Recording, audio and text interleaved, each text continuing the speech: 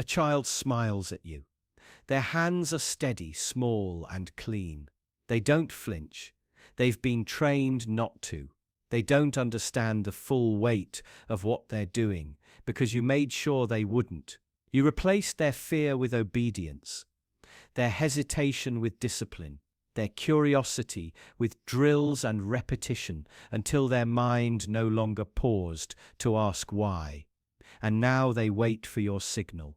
This is the part no one wants to imagine. Not the violence, not the death, but this, the moment before it happens, when everything is calm, when the child smiles, not because they enjoy it, but because they've been told this is what approval looks like, because you've taught them that pulling a trigger is not an act of destruction, it's an act of loyalty. You didn't lie to them, you just told them a different version of the truth, one where enemies aren't people, where consequences aren't real, where morality is something soft and optional, easily shaped by repetition and reward. It doesn't take much, really. A few words spoken often enough. A few emotions, rewarded or punished at the right time. A few lines drawn clearly between us and them. And the child starts to believe, not just in the mission, but in you. They look up to you. They trust you. Which means when you point, they don't hesitate. When you say now, they don't question. When you tell them they're doing the right thing, they believe you because they've never been given the tools to doubt. You think you've created something strong, but what you've really done is silenced something human. You've taken that flicker of uncertainty, that quiet voice that says, wait, why, and you've crushed it. And maybe that's what you needed. Maybe you couldn't bear the weight of your own decisions anymore, so you passed it on to someone too young to know what they were carrying. Someone who wouldn't crumble like you did. Someone who wouldn't wake up screaming, or cry afterward, or ask impossible questions you didn't want to answer. They're more efficient, cleaner. The job gets done. The orders are followed. The enemy falls, and when it's over, the child waits for praise. But there's a moment, always a moment, when the smile falters. When the child looks at what they've done, and something unfamiliar flickers behind their eyes. Confusion. A silence they weren't trained for. Not guilt, not yet. Just the early shape of a question forming in a mind not built to hold it. And then it passes. You give them a nod, a pat on the back, a word of praise, and the smile returns, because they still trust you. But what happens when they begin to understand? What happens when they realize the weight of the thing they've done and the ease with which they were made to do it? What happens when that soft, forgotten question, why, returns louder, clearer, no longer easy to ignore? Will they turn against you, hate you, or will they become like you, numb, practiced, endlessly rational? Maybe that's what you've really created. Not a soldier, not a weapon, but a reflection. A smaller version of yourself, stripped of all the hesitation you used to have, all the doubts you once carried. You taught them how to aim, how to squeeze, how to survive. But you didn't teach them how to feel. And now when they smile, you can't tell whether it's innocence or the absence of it. You watch them walk away, still calm, still obedient, still smiling, and you wonder, quietly, deeply, what they will become, and whether the trigger you trained them to pull was ever really in their hands, or if, all along, it was in yours. Have you ever watched someone disappear, slowly, without ever laying a hand on them? Not from violence, not from death, but from something quieter, something more complete. You don't need to hurt a person to erase them. You don't even need to lie. All you have to do is stop acknowledging that they exist. Not just you, but everyone. The whole world. Imagine someone you used to know. A friend, a colleague, maybe a partner. Now imagine what would happen if one day every trace of their presence started to vanish. Photos, messages, memories not deleted. Just no longer mentioned. Not by you, not by anyone else. Their name stops being spoken. Their face disappears from group pictures. When people talk about events they were part of, it's as if they were never there. And imagine you go along with it. You don't object. You don't protest. You simply adjust, quietly, without much thought. Because it's easier. Because questioning it would be uncomfortable. Because everyone else seems to agree that forgetting them is the right thing to do. Now think about what that does to a person. Not being hated, not being punished, but being treated as if they never mattered, as if their presence was never real to begin with. It's not the loss that hurts the most. It's the silence, the absence of acknowledgement, the slow erosion of evidence that you were ever seen at all. We think of memory as something personal, internal, but much of who you are depends on others remembering you, validating your place, repeating your name. When that stops, you begin to fray, not physically, but psychologically. The mind doesn't need pain to collapse. It just needs to be treated as invisible. And here's the part that's harder to admit. You've done this, maybe not to someone close, maybe not intentionally, but you've participated. Ignored messages, rewritten stories, left someone out of a conversation where they once would have been included. At the time, it felt harmless, just part of moving on. But what if, for them, it was the moment the erasure began? It's easy to assume erasure requires power, that only governments or institutions can rewrite someone out of existence. But it doesn't take that. All it takes is consensus. Enough people silently agreeing not to remember, not to ask questions, not to push back, and once it starts, it becomes harder to reverse. Because the longer someone is absent from the collective memory, the more their absence starts to feel normal. Their name starts to sound unfamiliar. Their contributions feel less significant.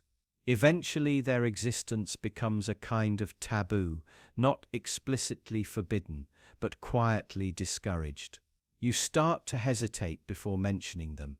You check yourself. You wonder if bringing them up will make things awkward. And in that moment, you are not just forgetting them, you are participating in their undoing, their psychological deletion. The most disturbing part is that it works. Social reality is fragile. Memory is social. Identity is reinforced by recognition, by others affirming your existence. When that disappears, the mind begins to doubt itself. You question whether your connections were real, whether you mattered to anyone at all, and eventually you stop trying to reinsert yourself. This isn't about reputation. It's deeper than that. Reputation is about how you're remembered. This is about whether you're remembered at all. It's the quiet horror of vanishing without trace, not because of what you did, but because of how easy it was for others to stop seeing you. We tend to believe that harm must be active, that it must involve aggression. But the truth is that some of the deepest harm is done through omission, through silence, through the slow, passive withdrawal of recognition. And when enough people participate, it becomes impossible to fight. Because how do you prove you exist when no one will confirm it? How do you argue with silence? You might imagine you'd fight back, that you'd assert yourself, that you'd refuse to be forgotten. But what if no one listens? What if every attempt is met with indifference, with subtle discomfort, with a change of subject? Eventually, even the strongest sense of self begins to crack. You start to adapt.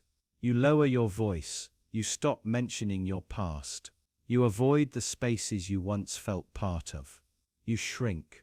And this is how a person disappears, not all at once, but piece by piece, word by word, until even they begin to doubt they were ever real. Because to erase someone, you don't need violence. You don't need lies. All you need is silence, repetition, and time, and the quiet agreement that some people are better left forgotten. What happens when no one will ever find out? Not just that no one sees you, but that no one ever could. No evidence, no memory, no consequence. Just a moment, completely alone. You stand there with a choice to act according to your values or to act according to your desires. And in that silence, something unexpected happens. The moral certainty you once felt begins to shift. Not all at once, but enough to notice. At first it feels like freedom, the absence of judgment, the weightless space where you answer only to yourself, but slowly, quietly, that freedom turns into something else. Not opportunity, but exposure. There is no one watching, which means there is no one to pretend for, no one to perform morality, no one to protect your image. You are no longer who you appear to be. You are only who you are when you believe no one is watching. And what you discover in that space isn't noble. It isn't dignified. It's not the version of yourself you describe to others. It's the part of you that stops obeying when the audience disappears. The part that bends the rules when there are no consequences. The part that chooses what is easy, even if it's wrong. You might tell yourself it's harmless. A small lie, a quick indulgence, a shortcut no one will ever see. But the decision wasn't about the lie or the act. It was about the shift. The moment you realized that your values weren't fixed, they were conditional, tied not to your principles, but to your environment, to the threat of shame, to the risk of exposure. And now every quiet decision starts to feel different. You begin to notice how often your choices are guided by the presence of others. How often your conscience is shaped by the fear of being seen, not the desire to do what's right. You notice the gap between who you are and who you claim to be. That gap is wider than you thought. You might say, "But I do good things even when I'm alone." Maybe. But how often do you avoid what's right when it's uncomfortable? How often do you take advantage when the risk is low? The truth isn't found in the moments you act well when you're already inclined to. It's found in the moments when there's something to gain, no one to stop you, and you still say no. And those moments are rare, not because you're evil, not because you're broken, but because morality is heavier when it isn't rewarded, when it doesn't make you look good, when it only costs you, when no one will ever know.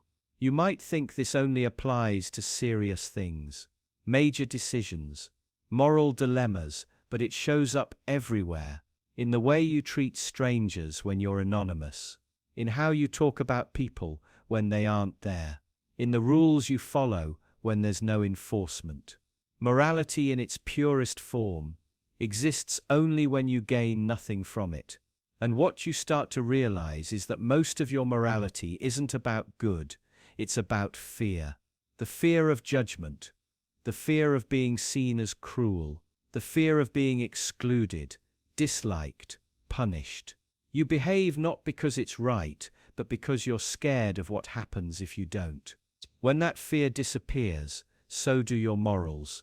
You don't need to believe this right away, but try something. Imagine the last time you acted decently. Now imagine doing the opposite. If no one could ever find out, would you have done it anyway? Or would you have crossed the line? If you're honest, the answer isn't comforting. Because deep down you already know how easy it is to betray your values when the cost disappears. You know how morality shifts when no one's looking.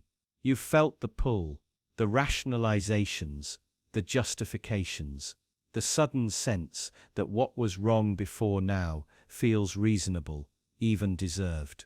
And this is the part no one likes to admit, that most people aren't moral, they're performative. That the line between right and wrong isn't drawn by belief, but by surveillance. That the self you present to others isn't the real you, it's the version shaped by visibility. You behave because you're observed. You restrain because you're afraid. You comply because someone might be watching. And when they aren't, you change. Not drastically, not violently, just enough to reveal something quiet and unsettling. That your principles were never carved in stone. They were made of glass. Transparent, reflective, fragile, easy to shatter the moment you think you're alone. And now you have to wonder, what does that say about who you are? Not the person you appear to be, not the image you maintain, but the version of yourself that shows up in silence. When there is nothing to lose, when there is no reward for being good. That's the version you never let anyone see.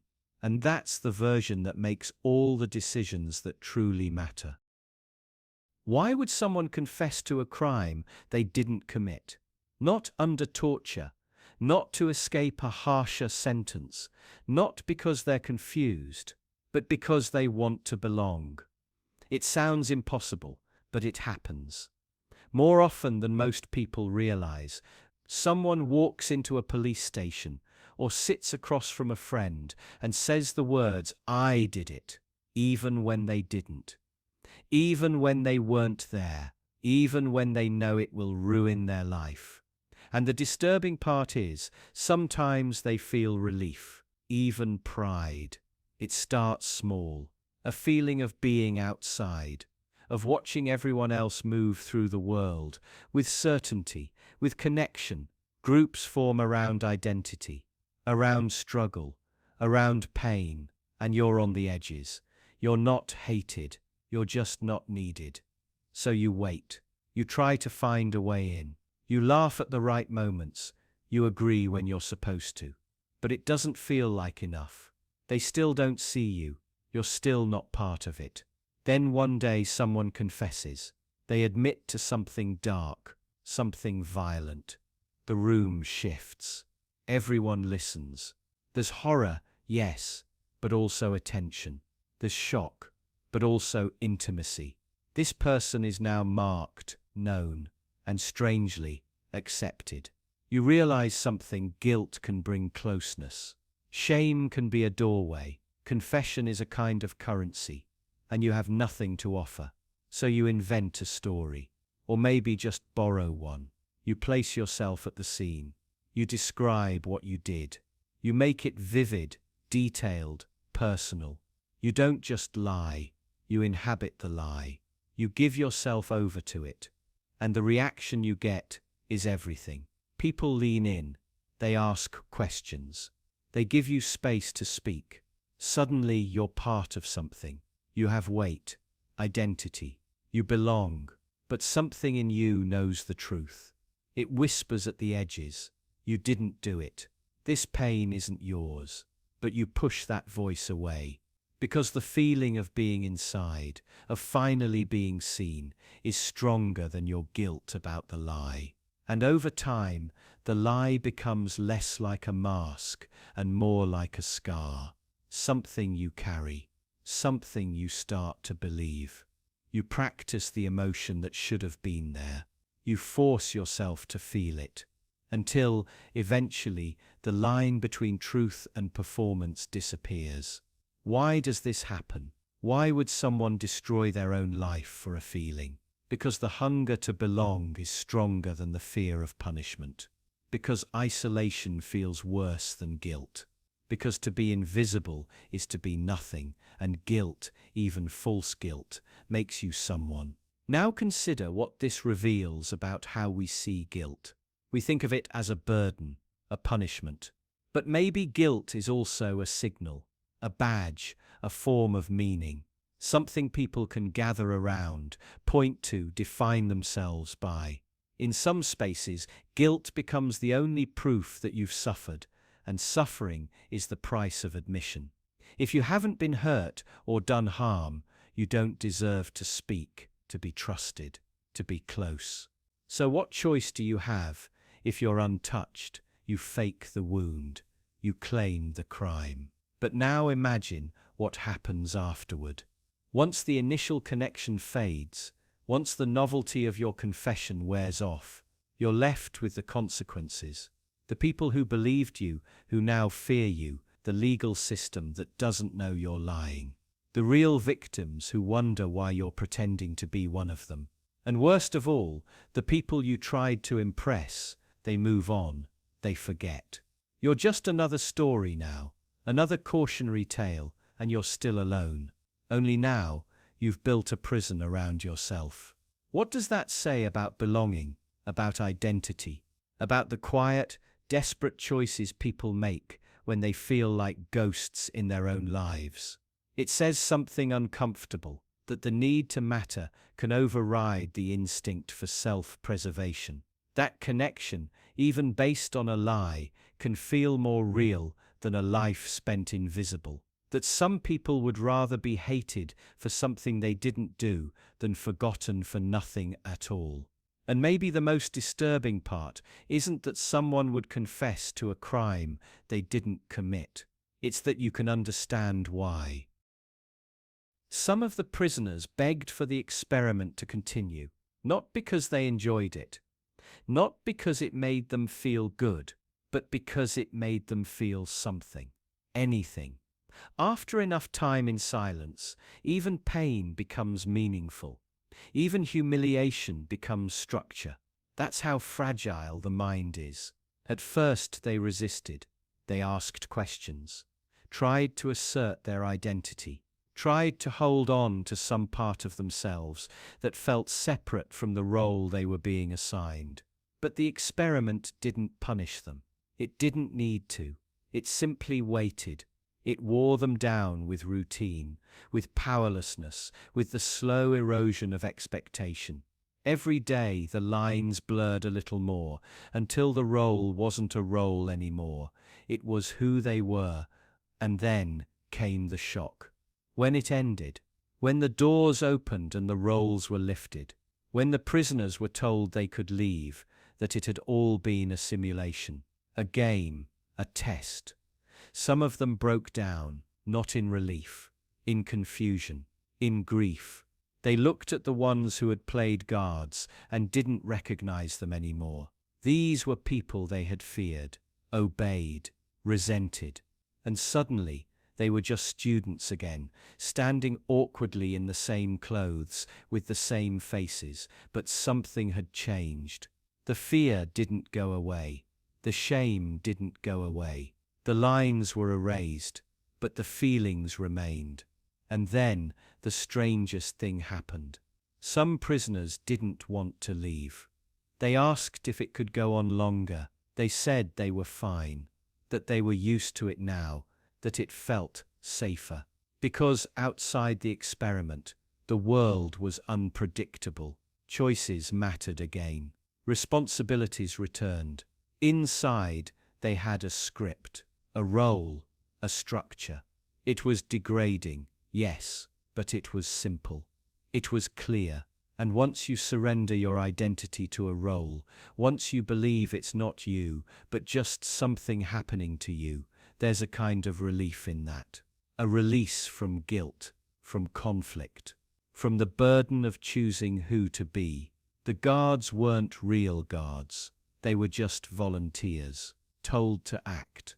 But they acted with cruelty that didn't need to be taught. They invented punishments.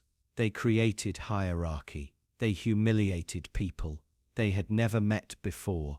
Not because they had to, but because they could. And that's what the experiment showed. Not that people are evil, not that they're good, but that the context you place someone in matters more than who they are. That roles can override empathy. That uniforms can override morality. That systems can turn ordinary people into versions of themselves they never imagined. But it's not just about authority or obedience. It's about how quickly identity dissolves when we're placed under pressure. about how easy it is to become what the environment expects us to be, not because we agree, but because resistance feels futile, because adaptation feels safer. And once that adaptation begins, something else starts to fade. Your memory of who you were before, your sense of what's real and what's performance. You start to forget where the mask ends and your face begins. That's why some of them begged for the experiment to continue, because the mask had become more familiar than their own reflection, because stepping out meant facing what they had done, what they had allowed, what they had become. They didn't want more suffering. They wanted more numbness. They wanted more certainty, even if that certainty came from humiliation, from control, from submission. Because the scariest part wasn't being trapped inside the experiment.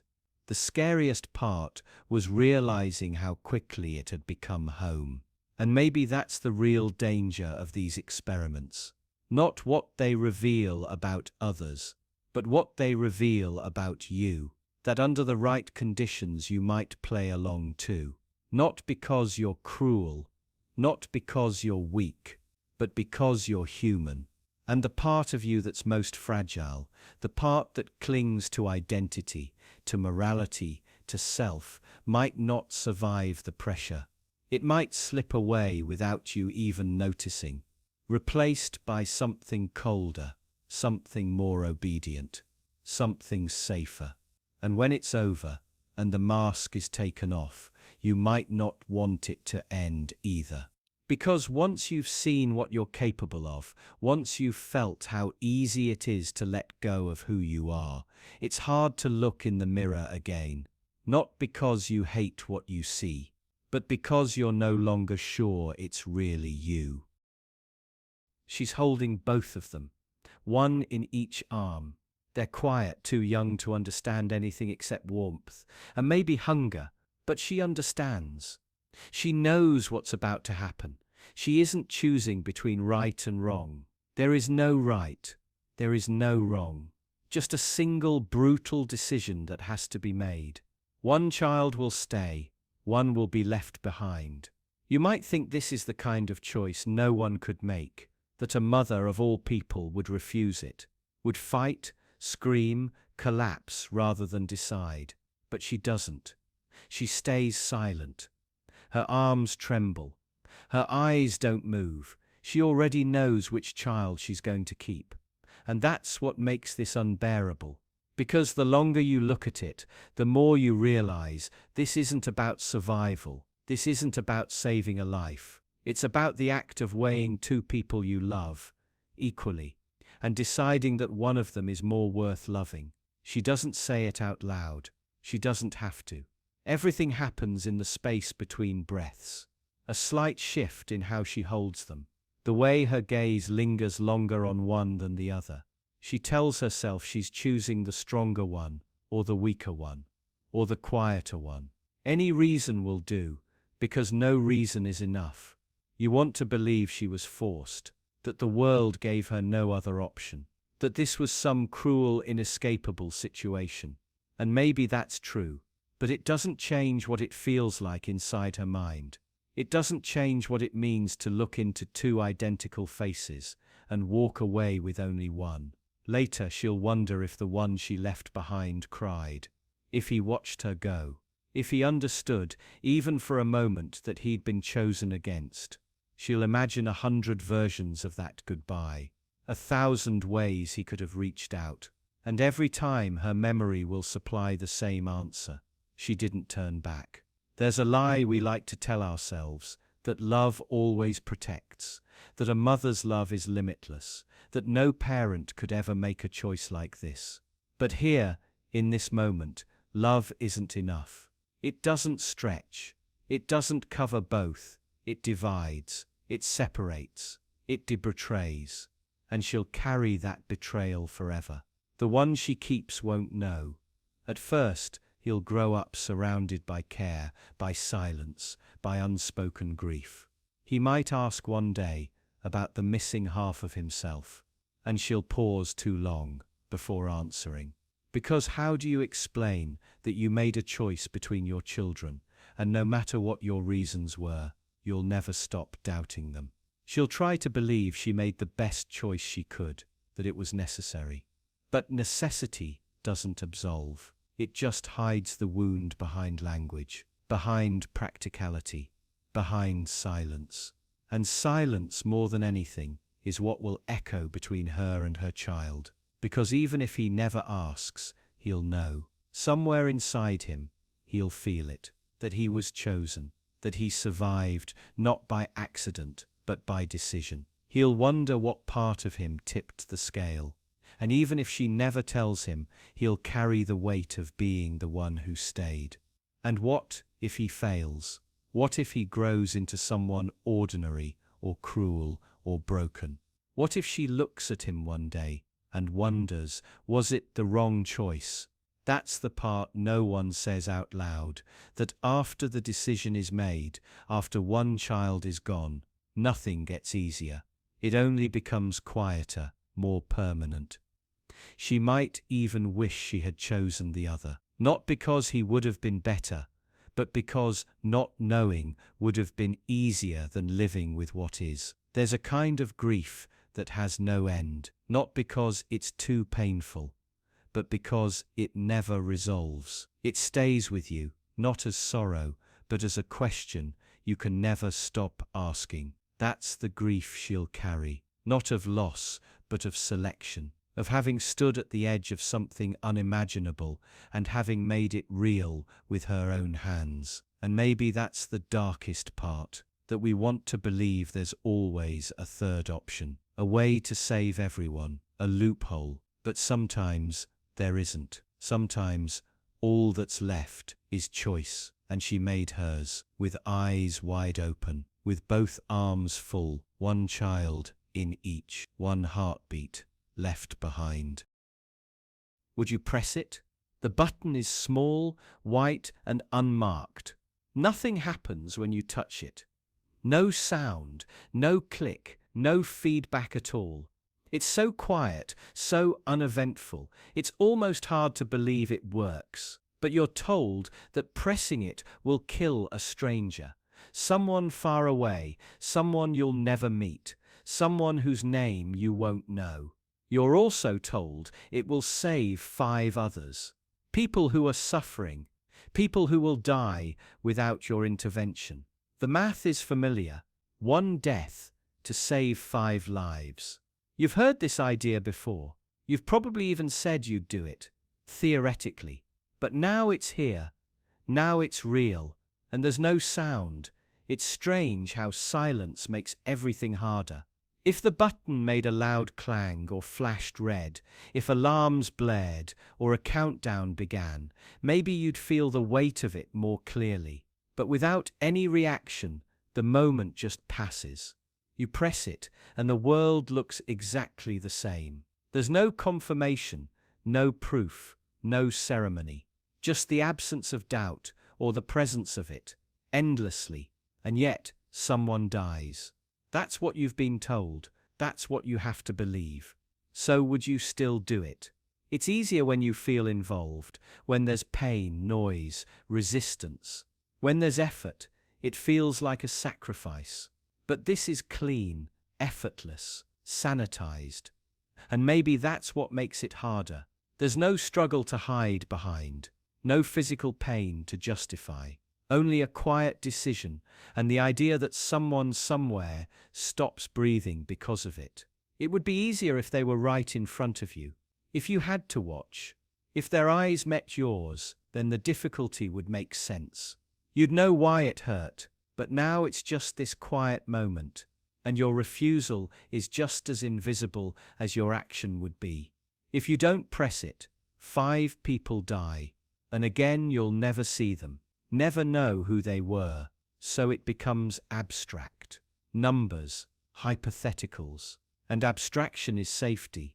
You might say it's wrong to play God, that no one should decide who lives and who dies.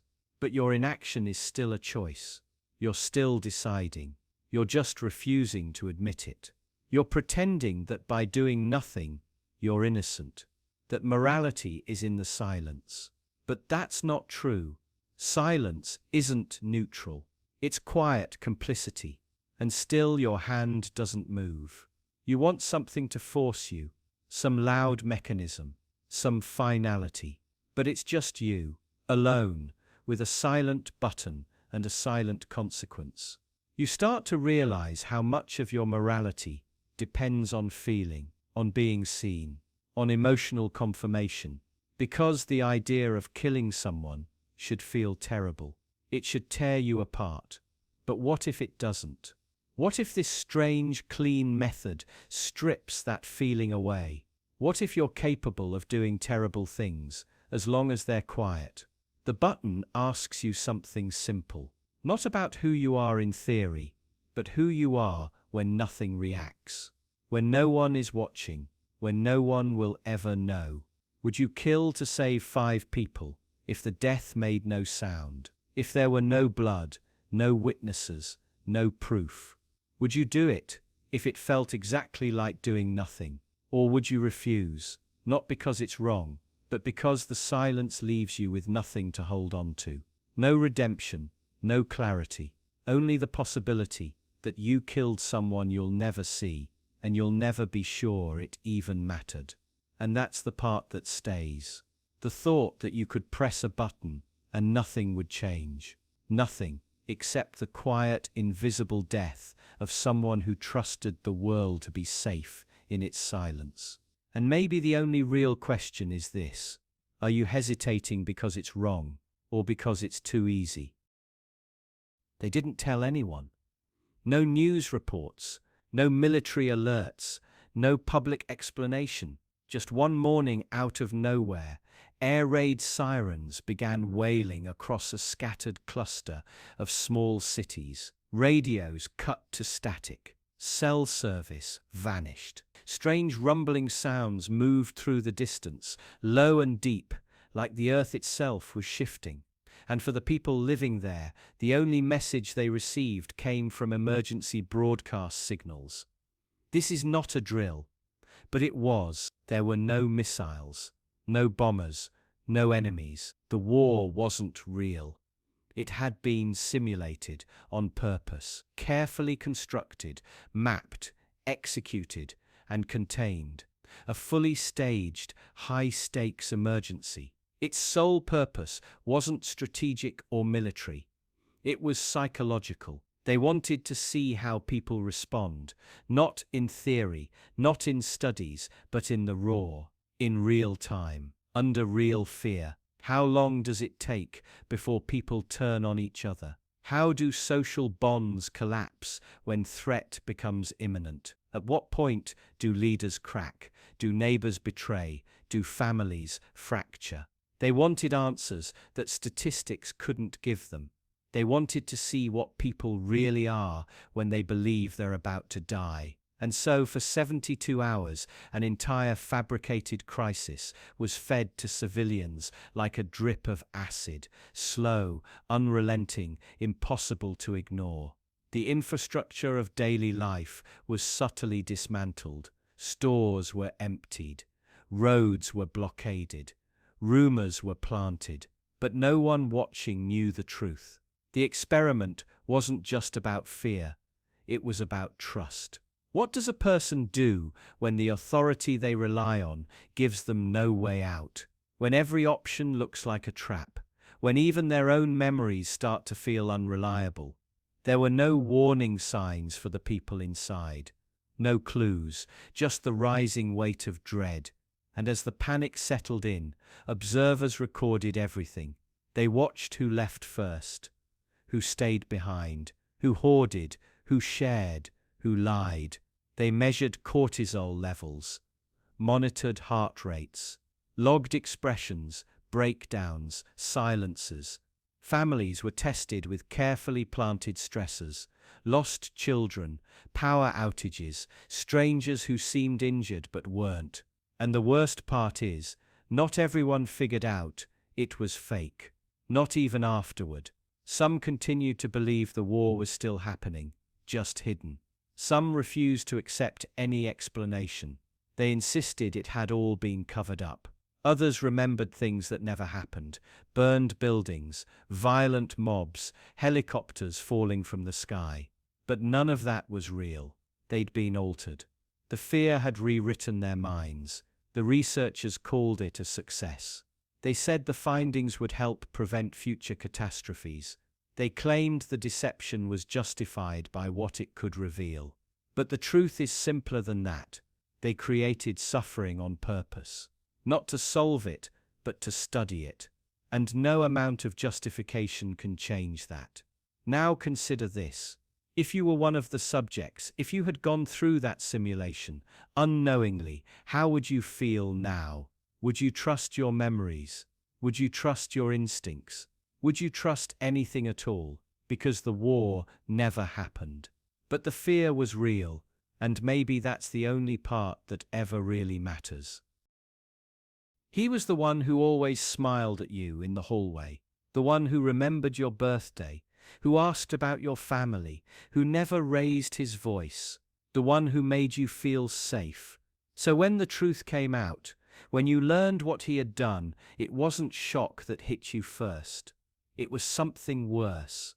A slow, creeping nausea, a kind of betrayal that made you doubt your own instincts. Because if someone like him could do something like that, then who else might be hiding in plain sight? The mind doesn't want to accept it. It resists. It tells you there must be some mistake, some misunderstanding. But the facts are undeniable. He did it. He planned it.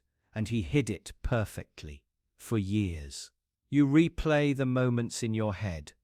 Every smile, every kind word, every time you trusted him, confided in him, felt safer because he was nearby. You think of how easily you were fooled, not by someone who seemed suspicious, but by someone who seemed good. That's what disturbs you most. Not the act itself, but the mask. You start to wonder if goodness itself is a kind of disguise, a performance people learn, a layer of trust they cultivate, just long enough to do what they were always going to do.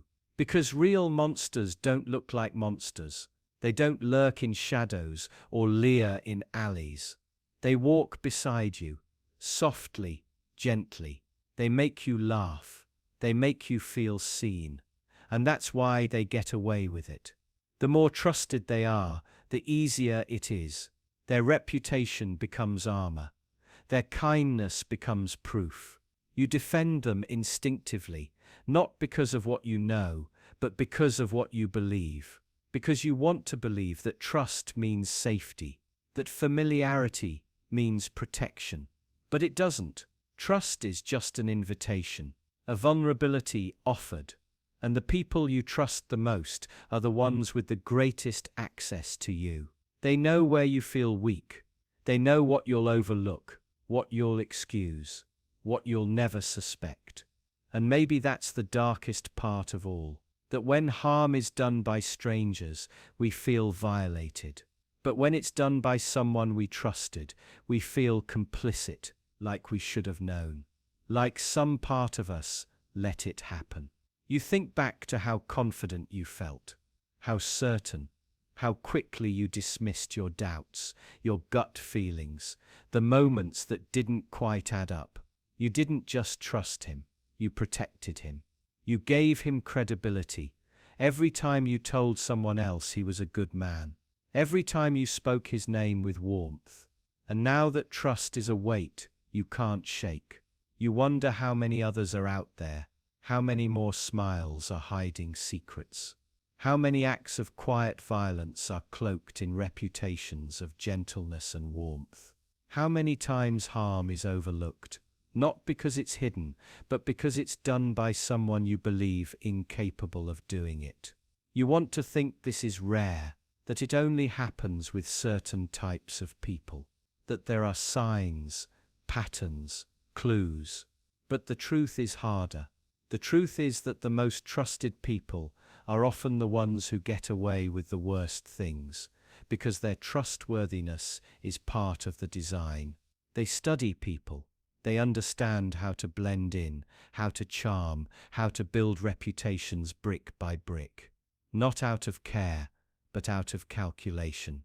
Every kind act, every gentle word, every reassuring glance is part of the architecture. And by the time the structure collapses, it's too late. The damage is already done. So now you're left in a kind of silence, not knowing who to trust, not knowing if trust itself is ever safe. You replay conversations in your head, scanning for anything you missed. You question your judgment, your memory, even your sense of reality. And you realize slowly, painfully, that the people you fear the least might be the ones you should fear the most. Because anyone can do harm, but only the trusted can do it without suspicion. Only the trusted can be believed even when the evidence is right in front of you. Only the trusted can keep hurting others while the world looks away. You want to believe in redemption, in second chances. But this isn't about forgiveness, it's about protection. And once trust has been used to cause harm, it becomes something else. Not a bond, but a weapon. Not a connection, but a trap. And maybe what terrifies you most isn't what they did, it's what you allowed, what you supported, what you didn't see and didn't question, because you didn't want to. The darkness wasn't hidden. You just didn't want to believe it could come from someone like him. And now you're not sure what's more disturbing, what he did, or how long you defended him, without even knowing why. Wouldn't it make more sense to believe something less if it made you feel worse? But that's not how it works. Not usually. What actually happens is the opposite. The more a truth hurts, the more real it starts to feel. The more it wounds, the deeper it carves into you, the harder it is to ignore. You don't walk away from it. You carry it. You replay it. You build around it. If someone tells you something flattering, something gentle, your instinct is to question it. You wonder if they're being polite, if they're trying to protect you, if they're just wrong. But if they say something cruel, if they say you're lazy, selfish, inadequate, you flinch, and then you believe it. Almost instantly, as though pain confirms truth. You don't just remember the insult, you integrate it. It becomes a thread in the way you think about yourself. Not because it's more logical, but because it hurts. And once something hurts, it becomes harder to forget. Pain lingers longer than reassurance. Doubt clings tighter than comfort. And deep down, you start to trust your pain more than you trust your hope. It's not that you enjoy suffering, it's that suffering feels like evidence. Evidence that you're awake, that you're honest, that you're seeing something real. If it didn't hurt, maybe it wouldn't matter. Maybe it wouldn't be true. You can't fully explain why. Maybe it's something you learned early, when disappointment arrived before understanding did. When love was inconsistent, when comfort came with conditions, when being hurt felt more familiar than being safe. And so, little by little, pain became your measure of truth. When something feels good, you question it. You search for the catch. But when something cuts, you assume it must be showing you something important. And even if you try to dismiss it, a part of you keeps returning to it, like touching a bruise just to check if it still aches. You've been told you're too hard on yourself, that you overthink. But maybe you don't see it that way. Maybe you think you're just being honest. Maybe you think other people are the ones lying to themselves, dulling the edges, ignoring the flaws, clinging to delusions that protect their self-image. Because the things that hurt you feel like they've stripped something away. An illusion, a mask, a lie. And what's left, underneath, feels raw, but real, ugly, maybe, but honest. But here's the problem. Pain doesn't always mean truth. Just like comfort doesn't always mean denial.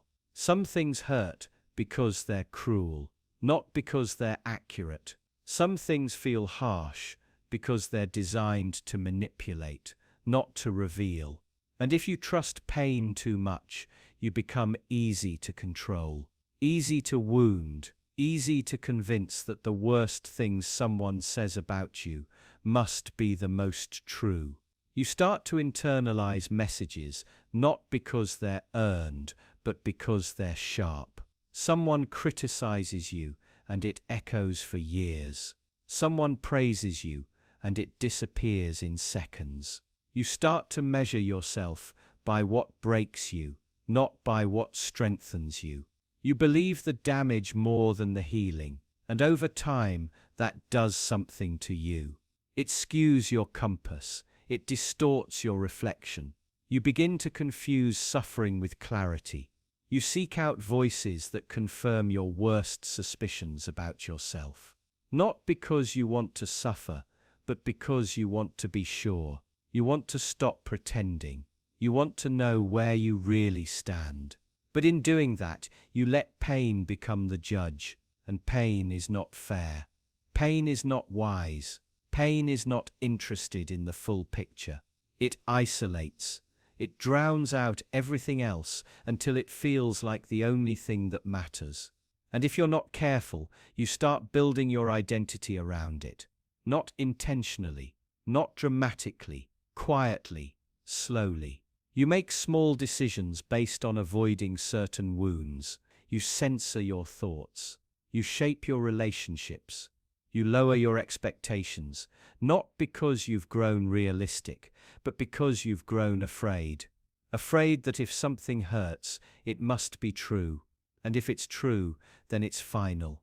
And if it's final, then there's nothing you can do except accept it. Even if it breaks you. Even if it buries you. So now you live in a strange contradiction. You mistrust comfort, but you crave it. You trust pain, but it scares you. You think being honest means accepting everything that wounds you and rejecting everything that doesn't. And so you never quite rest, never quite feel safe, never fully believe anything kind. Because the moment something hurts, you listen. The moment something cuts, you absorb it. The moment something breaks you, you believe it. Even when you shouldn't. Especially when you shouldn't. And maybe that's the most dangerous part, that you can't always tell the difference between truth and trauma, between insight and injury, between self-awareness and self-destruction, because pain has taught you something, but it hasn't taught you everything, and the things it leaves out might be the only things that could have saved you. Imagine you've done something wrong.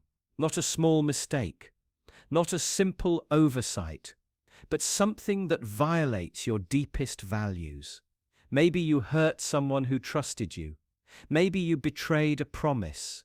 Maybe you walked away when you should have stayed, and now you're alone with the consequences. You know what you did. At least you did, at first. But then slowly, things begin to shift. Your mind starts editing the memory. It tells you the situation was complicated, that you didn't have a choice, that anyone in your position would have done the same, that maybe it wasn't even really your fault. It feels like honesty, like clarity, but it isn't. It's a lie, one you tell yourself without realizing, because the truth is too heavy to carry, too sharp to touch directly. So your brain begins its quiet work. It reframes, reinterprets, reduces. It takes guilt, raw and painful, and coats it in justification, in self-protection, in the story that you are still a good person who did the best they could. And this happens silently, automatically. You don't sit down and choose to lie. The process moves beneath awareness, like a defense mechanism woven into your identity. Because to face the truth, without distortion, without excuse, might destroy the image you've built of who you are.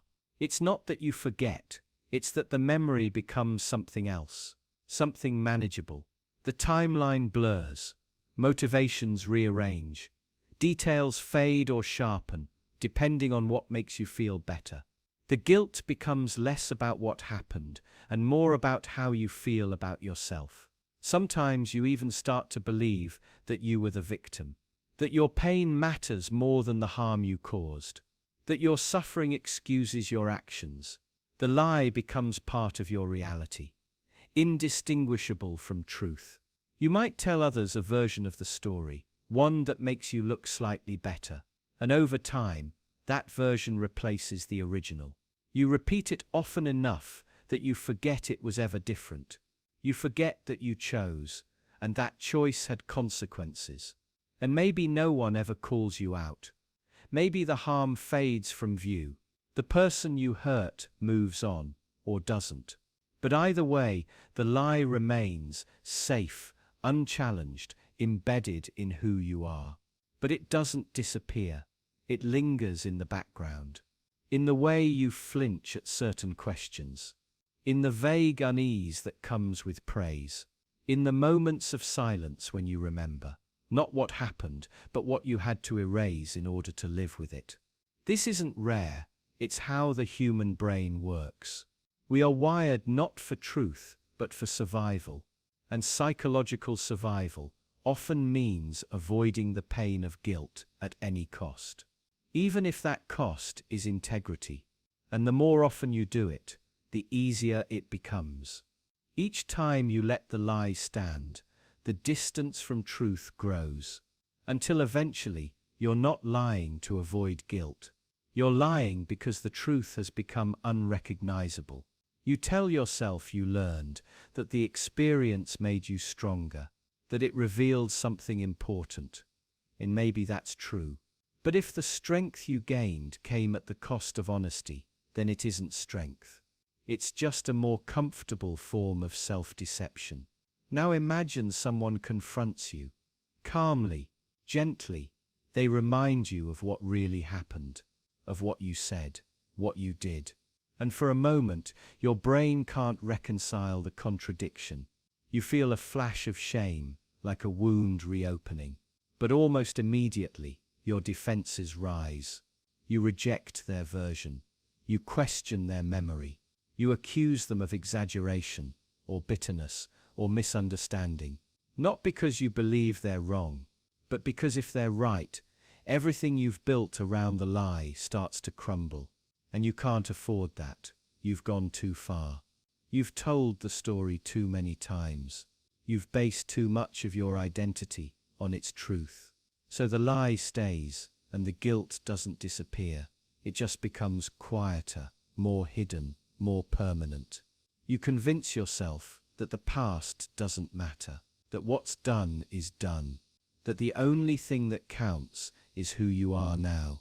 But who you are now was built on what you did then. And as long as the lie remains, you're living as someone you're not. This is the part no one talks about. That the lies we tell ourselves are not always dramatic. They're subtle, adaptive. They allow us to function, to work, to love, to survive. But they also erode something essential. You don't need to be caught to feel the weight of guilt. Sometimes the deepest shame comes not from punishment, but from the knowledge that you got away with it and still couldn't make peace with yourself. The brain doesn't lie to protect you from the world.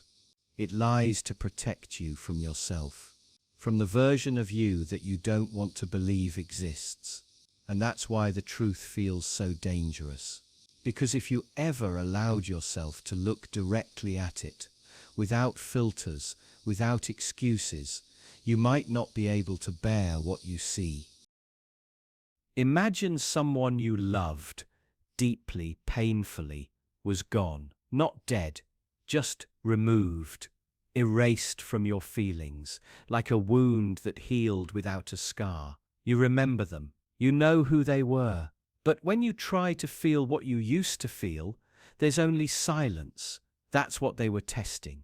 People volunteered. sometimes unknowingly, for clinical trials that promised relief from heartbreak. They weren't told everything, not what the drug actually did, not what it was meant to erase, not what part of their mind it would touch. The researchers weren't looking to dull pain. They wanted to delete attachment. Love, as they saw it, was just a neurochemical pattern, a set of loops in the brain: stimulus, memory, reward. They thought if they could find the right compound, they could break that loop, cut the connection, delete the bond. They didn't start with romantic love. That was too unstable, too layered.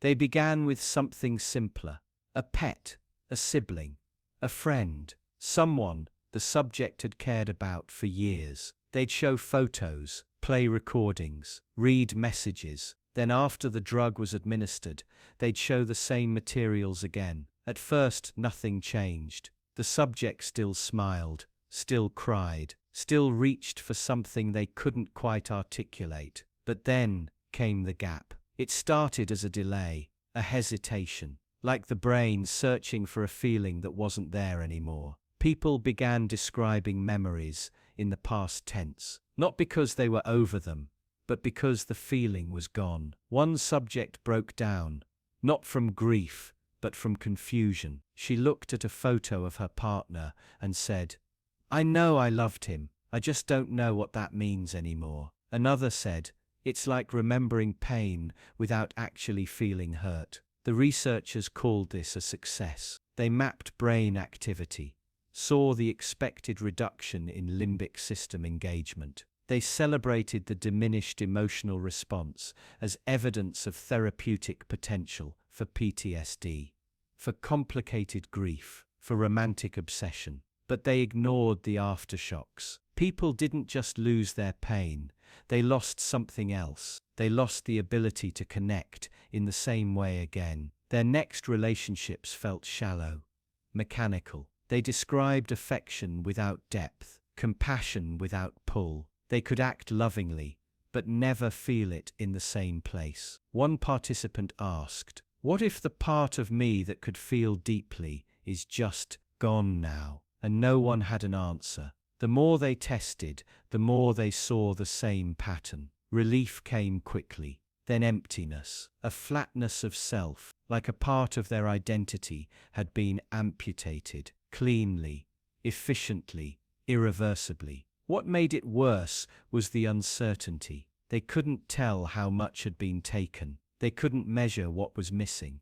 Only that something was. They didn't know if they'd been changed forever or if they were just imagining it. That doubt, the quiet, lingering uncertainty, became more unbearable than the grief had ever been. But by then, it was too late. Some asked for the drug again, not to erase love, but to erase the memory of what they had done, of what they had lost, of the decision they made when they thought relief would be better than pain. The trials stopped quietly. The data was buried under layers of ethics reviews and legal silence. Officially, nothing happened. No names, no reports, just a handful of altered lives and a locked drawer of recorded interviews no one is allowed to watch. But the drug still exists, somewhere in a lab or a private vault. And maybe someone still believes in its promise that you could take a pill, close your eyes, and wake up with your heart intact. No more pain, no more longing, no more memories that burn, but also no more love. Just the empty knowledge that it used to be there, and the haunting suspicion that what you lost wasn't them. It was the part of yourself that knew how to care.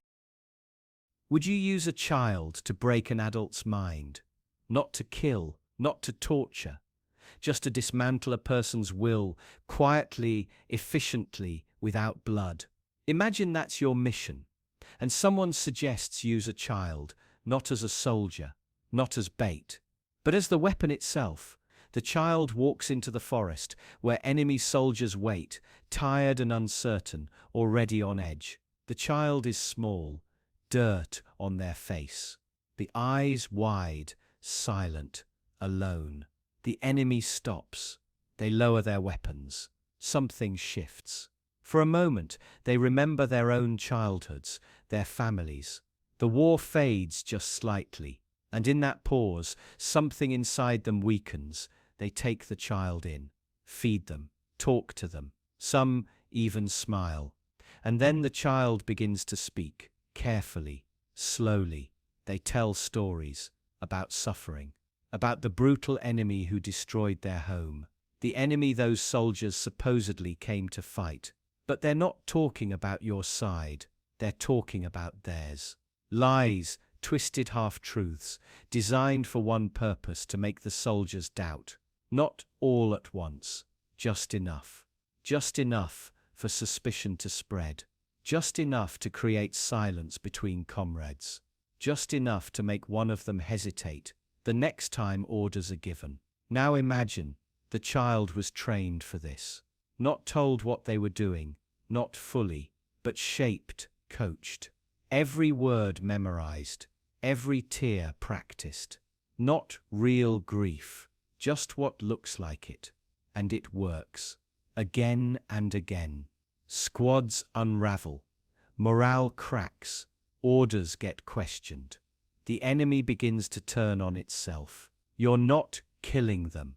You're just making them question who they are, why they're here, whether they're the villains in someone else's story, and the child is the mirror. But then step back. Ask yourself what you've done. This child, who barely understands the war, who never chose to be part of it, has been molded into something else. Not a soldier, but a tool, a weapon of psychological warfare. Their innocence preserved only on the outside. Inside, they've become something no child should be: convincing, manipulative, emotionally hollow. Not evil, just effective. What happens to that child when the war ends? When the uniforms disappear and the stories stop being told? Do they return to something like normal life?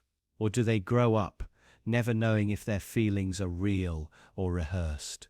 Do they remember how to cry on command, but forget how to cry for themselves? And what about the soldiers who listened? Some broke completely. Some deserted. Some went home and never spoke again. They never faced a bullet, just a story, just a child who sat across from them and told them what they already feared was true. Was it manipulation or mercy? You don't need to torture someone to destroy them. You just have to make them feel seen. Just enough to collapse the wall they built to survive. Just enough to leave them defenseless, not physically, but morally, emotionally. And you did that with a child. A face they couldn't fight, a voice they couldn't silence. But maybe the most disturbing part isn't what happened to the enemy. Maybe it's what you became. The strategist who used a child, not for violence, but for something deeper, for unmaking, for making someone doubt the very ground they stood on. You didn't need weapons. You didn't need threats. You just needed someone who looked harmless. Someone who didn't yet know the meaning of what they were saying. Because a child can walk past 1,000 defenses. A child doesn't need to convince anyone they're telling the truth. And that's why they're the perfect tool. And now you have to live with that. Not because it didn't work, but because it did. Because the war ended faster. Because lives were saved. Because you won. And because you know deep down that if you had to do it again, you probably would. What if the memory you trust most was never yours to begin with? You remember the moment clearly, where you were, what it smelled like, who was there. You remember the way you felt, confused, maybe frightened, maybe safe. You've told the story before, recalled it in detail, built pieces of your personality around it. But what if none of it actually happened? Not as you remember it. Not even close. What if someone told you that this memory, so vivid, so specific, was implanted, planted carefully, like a virus? a suggestion embedded in your brain, bypassing doubt, dressed up like something real. You'd probably resist at first, dismiss the idea, tell yourself you'd know the difference, that real memories feel different, that you'd be able to tell if something had been added, rewritten, forged. But how, exactly? You don't remember events, you remember your last memory of them. Each time you recall something, it changes a little. Neural pathways shift, associations deepen.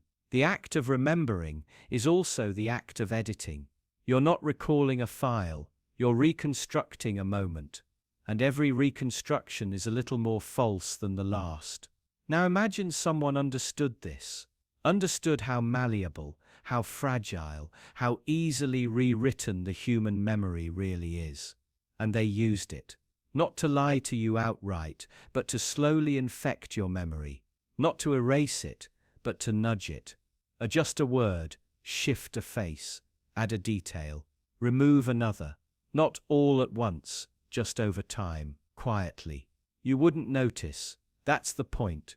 It would feel like your own thought, your own recollection. You'd defend it, insist it was real. You'd stake your emotional truth on it. And over time, this infection would spread. One false memory becomes the basis for another. A moment that never happened becomes the foundation for who you think you are. And what happens then? You might feel sure of something, a belief, a value, a reaction, but that certainty is built on sand. You might avoid someone you believe hurt you, even if they never did. You might hate someone for something that never happened. You might love someone for a kindness they never gave. You might shape your entire life around a fiction and never realize. The danger isn't that memory can be manipulated. The danger is how easy it is to believe that manipulation was never there, that you've always remembered it this way, that this version is truth. But imagine the implications. If memory can be edited, then identity can be engineered, not with force, not with violence, just with suggestion, just with repetition, just with time. You don't need to break someone to control them. You only need to rewrite the stories they tell themselves. And you wouldn't even need to lie. Just ask the right questions. Remind them of something that never happened. Feed them a detail and wait for it to grow. Let them fill in the blanks. Let their own mind do the rest. Now consider how often this might already be happening. A parent insisting something went differently. A friend correcting your recollection. A photograph that subtly misaligns with what you thought was true. A therapist with a leading question. A headline that recontextualizes a moment. A dream you mistook for memory. A suggestion from someone you trusted. How many of your memories were planted like this? And what if even the question makes it worse? What if, just by doubting a memory, you destabilize it? Make it more susceptible to change. Maybe that's the cruelest part. The more you try to protect your memories, the more you tamper with them. The more you revisit them, the more they dissolve. So you stop asking, you stop examining, you cling to what you believe is true, not because you're certain, but because you're afraid of what uncertainty means. Because if your memory isn't real, then who are you? If your sense of justice is based on a lie, if your guilt is misassigned, if your trauma is fiction, if your love is misplaced, what does that leave? You don't need to be brainwashed, you just need to believe. And belief once formed is harder to erase than any implanted lie. That's the infection. Not the false memory itself, but your certainty, your emotional attachment to something that never happened, your unwillingness to let it go, because without it, you wouldn't know who you are anymore. You think of your most formative memories, the ones that shaped you, the ones that broke you, the ones that made you feel seen, or small, or alone. What if even one of them wasn't yours, wasn't real? What if someone gave it to you, not to help you, not to hurt you, but simply to see what would happen. And you never questioned it. Because the most dangerous virus doesn't destroy your mind. It makes you trust something false, makes you rebuild your life around a lie, and then convinces you to defend it, to protect it, to believe it even more, until you can't tell where the infection ends, and you begin. Would you ever try to give trauma to a child, just to see if it lasts? It sounds monstrous. Immediately, your mind rejects the thought, but someone didn't. Not just one person. A group of researchers at a time when the boundaries of science were blurred by ambition, fear, and the hunger to know how deep pain can travel.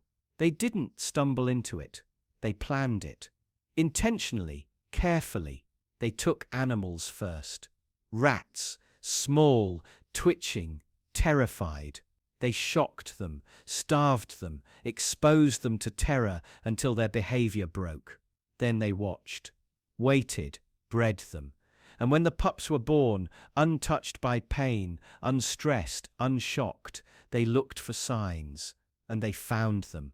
The same patterns, the same fear passed down, that should have been enough. A warning maybe, but it wasn't. The next step seemed obvious to them. If trauma could be inherited, could it be given, manufactured, then passed along like a curse? So they tested further, changed variables, increased intensity, conditioned the parents before breeding, exposed them to a scent, then pain, repeated, over and over. Then when their children encountered the same scent, something impossible happened. They panicked. Without ever having been hurt, they reacted as if the trauma was their own, as if memory had jumped bloodlines. The implications are unbearable. It suggests that suffering doesn't end with the person who feels it, that it can be etched into biology, folded into DNA, and handed down like a scar that never heals. You might be thinking, at least this was animals. At least this didn't happen to children. But that's not true either. History is full of examples, just not with the same language or the same justifications. Children raised in war zones, in poverty, in institutionalized abuse, observed not to help them, but to see what would happen, to see how their minds formed under pressure, under threat. There were studies that didn't end the suffering. They recorded it, watched it grow, and waited to see if their children's children would carry the weight too. Even now, the question isn't fully answered. We still don't know the line between memory and biology, between what's learned and what's inherited. But the possibility remains, quietly terrifying, that your fears, your triggers, your emotional patterns might not be yours at all, that something inside you could be reacting to a wound that never belonged to you. That's the part that unsettles most people. Not the cruelty of the tests, not the suffering inflicted, but the realization that you might be a product of someone else's pain. That even in safety, even in peace, you carry shadows you can't name, fears that feel misplaced, griefs that don't belong to your life. And if that's true, if trauma can be passed down, what does that mean about healing? Can it be passed down too? Or are we only transmitting damage? Only spreading the brokenness, silently, generation by generation? The researchers didn't ask that. They weren't interested in healing, just mechanisms, just outcomes. And that's what makes it worse. The trauma wasn't a side effect. It was the point. They didn't wait to see if inherited pain was real. They tried to create it, not by accident, not in wartime, but in labs, under lights, with notebooks open. And maybe the most disturbing part is this. The science worked. The trauma stayed, even after the pain stopped. Even when the next generation was protected. The fear lived on, reactivated by smells, by sounds, by subtle reminders of something they never directly experienced. They were never free of it. So you start to wonder about yourself, your reactions, your sensitivities, your strange dread of things that never harmed you. And suddenly the line between you and history blurs, between memory and biology, between what was done to others and what you carry now without knowing why. Maybe you're already living out someone else's nightmare, responding to shadows passed down in silence. And maybe the ones who tested this already knew. Maybe they weren't just testing rats. Maybe they were confirming what they already suspected, that some wounds never die, they just change shape and find new bodies to live in. Imagine standing in a room full of people who claim to live by principle. They speak with conviction, with certainty. They tell you what they'd never do, what they'd always stand for, what lines they would never cross. And maybe you believe them. Maybe you even believe yourself. But how long does that certainty last when things start to shift? Not with something extreme, not with a threat or a crisis, just with inconvenience or discomfort, or pressure so small it's hard to even notice. A job that asks you to stay quiet when someone is being mistreated. A friend group that laughs at something you disagree with. A partner who doesn't like your honesty. You tell yourself you'll speak up, that you'll hold your ground, but you don't. You hesitate. You soften your stance. You adapt. And then it happens again. A small lie to make things easier. A little silence when something feels wrong. A choice you don't feel good about, but you make it anyway because you're tired or busy or afraid. And slowly the values you once held so firmly begin to blur. They don't shatter, they erode. Quietly, privately, you still believe in them. Technically, you still say the right things. But in practice, something's changed. Because the truth is, betrayal doesn't require a crisis. It doesn't require desperation. Most of the time, it just takes enough friction, enough incentive, enough distance between what you believe and what feels necessary. And it happens faster than most people expect. Not because people are bad, but because most values are more fragile than we want to admit. They aren't fixed. They live inside your environment, your mood, your fears, your rewards. You imagine yourself unshakable. You picture the moment of moral clarity, the heroic stand, the refusal to betray what you believe. But it doesn't come like that. It comes disguised as a compromise, a concession, a practical decision. And you don't feel like a villain. You don't feel corrupt. You feel justified. Maybe even clever. You tell yourself it was necessary, temporary, harmless. You tell yourself you'll go back to your values tomorrow. But tomorrow doesn't reset you. It moves you further. The next choice is easier, less conflicted. And before long, you're no longer compromising your values. You're living by new ones. Ones you never consciously chose. Ones that grew in the absence of resistance. You become someone you would have judged. Someone your past self would not admire. But you don't notice the change. Not all at once. Only in rare moments, when something reminds you of who you were, who you meant to be. And even then, you brush it away. You have reasons. You have context. You have just enough distance to keep pretending nothing is wrong. But it is. Because values don't matter until they cost something. They don't mean anything if they only exist in comfort. The moment of truth isn't when you declare them. It's when you're asked to prove them. And that moment comes faster than you think. Sometimes it's already past. Sometimes it's small enough to overlook. Sometimes it feels like nothing. But it isn't. It's the foundation cracking. The beginning of something you won't recognize until it's too late. And maybe that's the most disturbing part. Not that people betray their values, but that they do it quietly, efficiently, without noticing, and they still believe they haven't. Would you ever kill someone if the story was right? Not in a rage, not in desperation, but slowly, calmly. After thinking it through, after being told a story, picture this. A man sits across from you. He tells you about the life he's lost, the family that was taken from him, the suffering he's endured. He shows you the scars. He doesn't cry, but his voice cracks. He tells you about someone who caused it all. Someone who, according to him, destroyed everything that mattered. And then he asks for your help. At first you're horrified. You don't want to be involved, but he keeps talking. And something shifts. Not all at once, just slowly enough that you don't notice. You start to feel sympathy, then alignment, then conviction. You tell yourself you're not the kind of person who could ever cross that line. But eventually, the line begins to blur, until you're not sure it's there at all.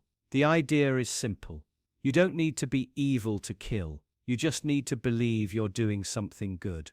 Not all at once, not in a moment of madness, but over time, step by step, one justification after another, until what once seemed unthinkable feels inevitable. It starts with small shifts in language. You stop calling it murder. You start calling it justice, then protection, eventually necessity. You begin to see the other person not as a human being, but as a threat, as a symbol, as a story's villain. And once that transformation is complete, the act no longer feels personal. It feels moral. This isn't about what's true. It's about what you're told. History is filled with people who killed because they believed they had to. They weren't sadists. They weren't monsters. They were ordinary. They sat in chairs, went to work, had families. They believed they were doing the right thing. And that belief was enough. You're not different from them. You imagine yourself as independent, immune to manipulation.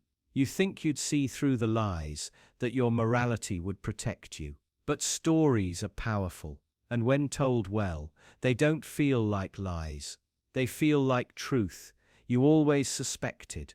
You hear about a corrupt leader, a dangerous criminal, an existential threat. You're told again and again that the world would be better without them.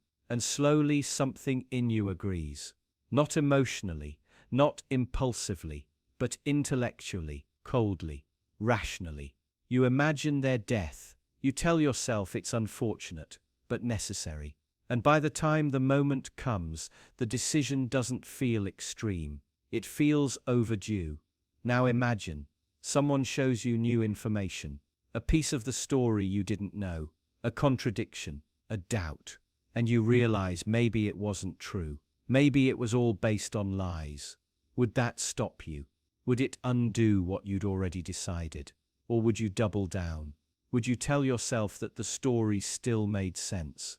That even if the details were wrong, the feeling was right? Because once you've convinced yourself that someone deserves to die, it's almost impossible to reverse that belief.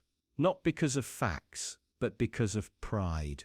Because reversing it would mean admitting that you were willing to kill for a story, that you let a narrative shape your morality, that your ethics weren't rooted in principle, but in persuasion. You want to believe your morality is strong, but strength isn't proven by what you think in safety. It's proven by what you do when the story is compelling. Because the truth is, anyone can be talked into anything, given the right history, the right emotion, the right enemy. You don't need to be broken, just persuaded. And the most disturbing part isn't that you could be convinced to kill. It's that, if the story was good enough, you might not even feel guilty. What happens when people are told the danger is real, but it isn't? Imagine this. One morning, you wake to sirens.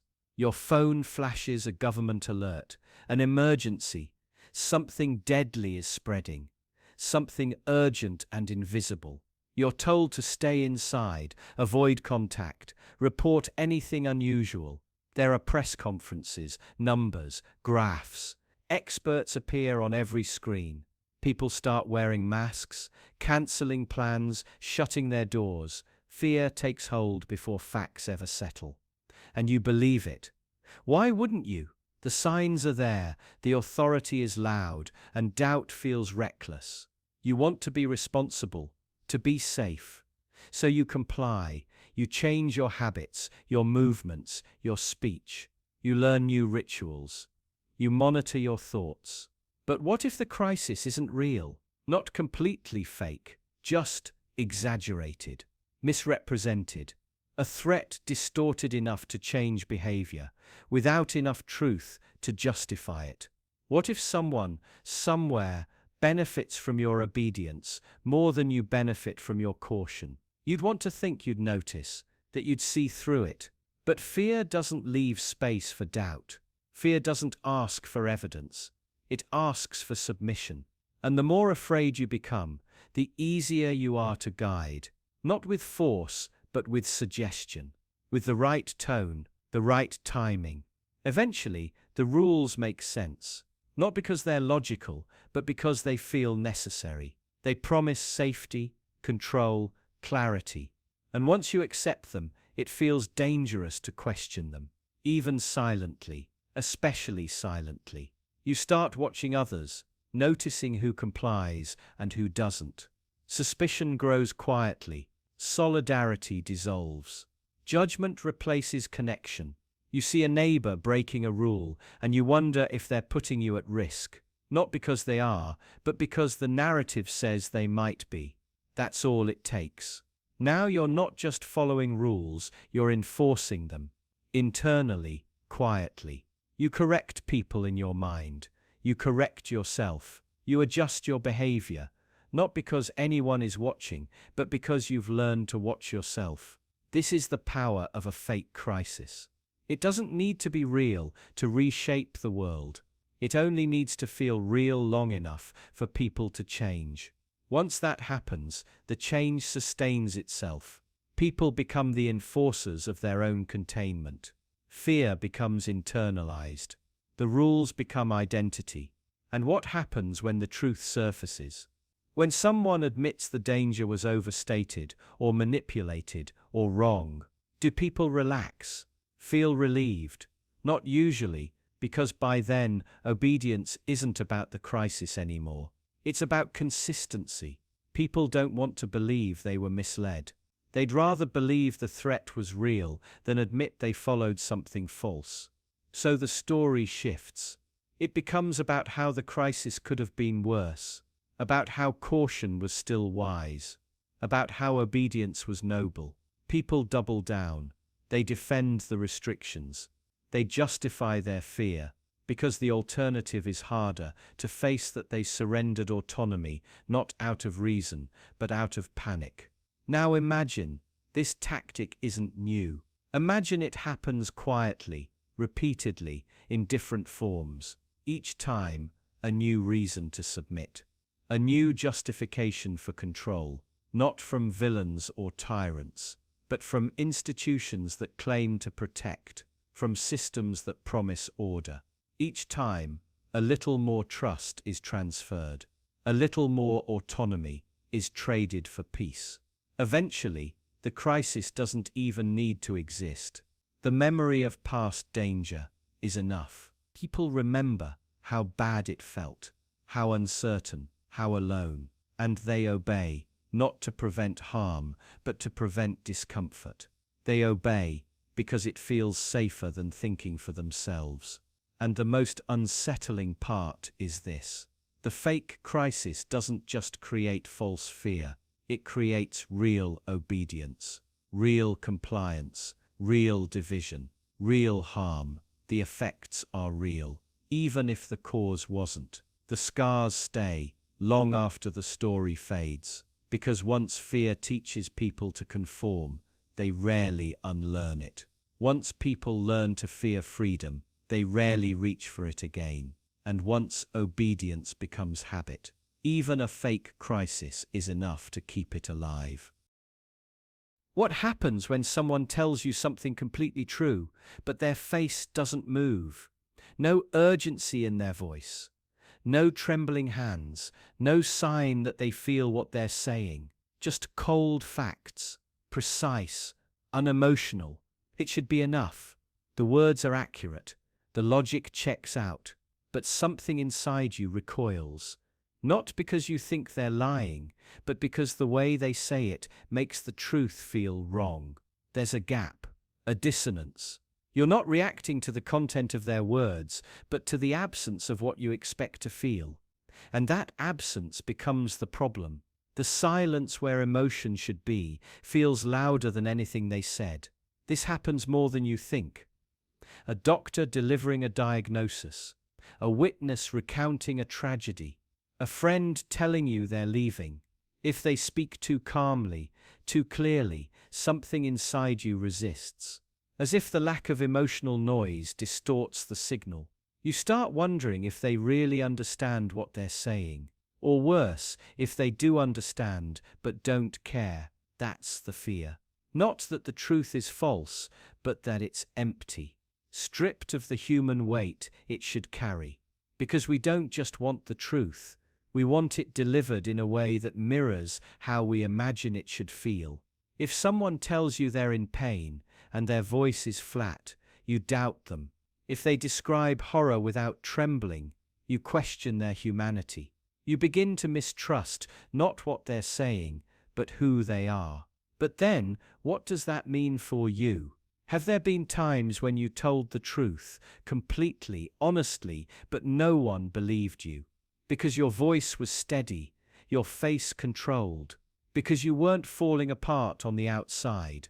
Maybe you've said things in the past that were deeply real, deeply painful, but they landed wrong. They sounded cold, distant, clinical. People looked at you with suspicion, confusion, as if truth, without emotion, becomes suspect. And maybe you started to doubt yourself. Not the truth, but how you told it.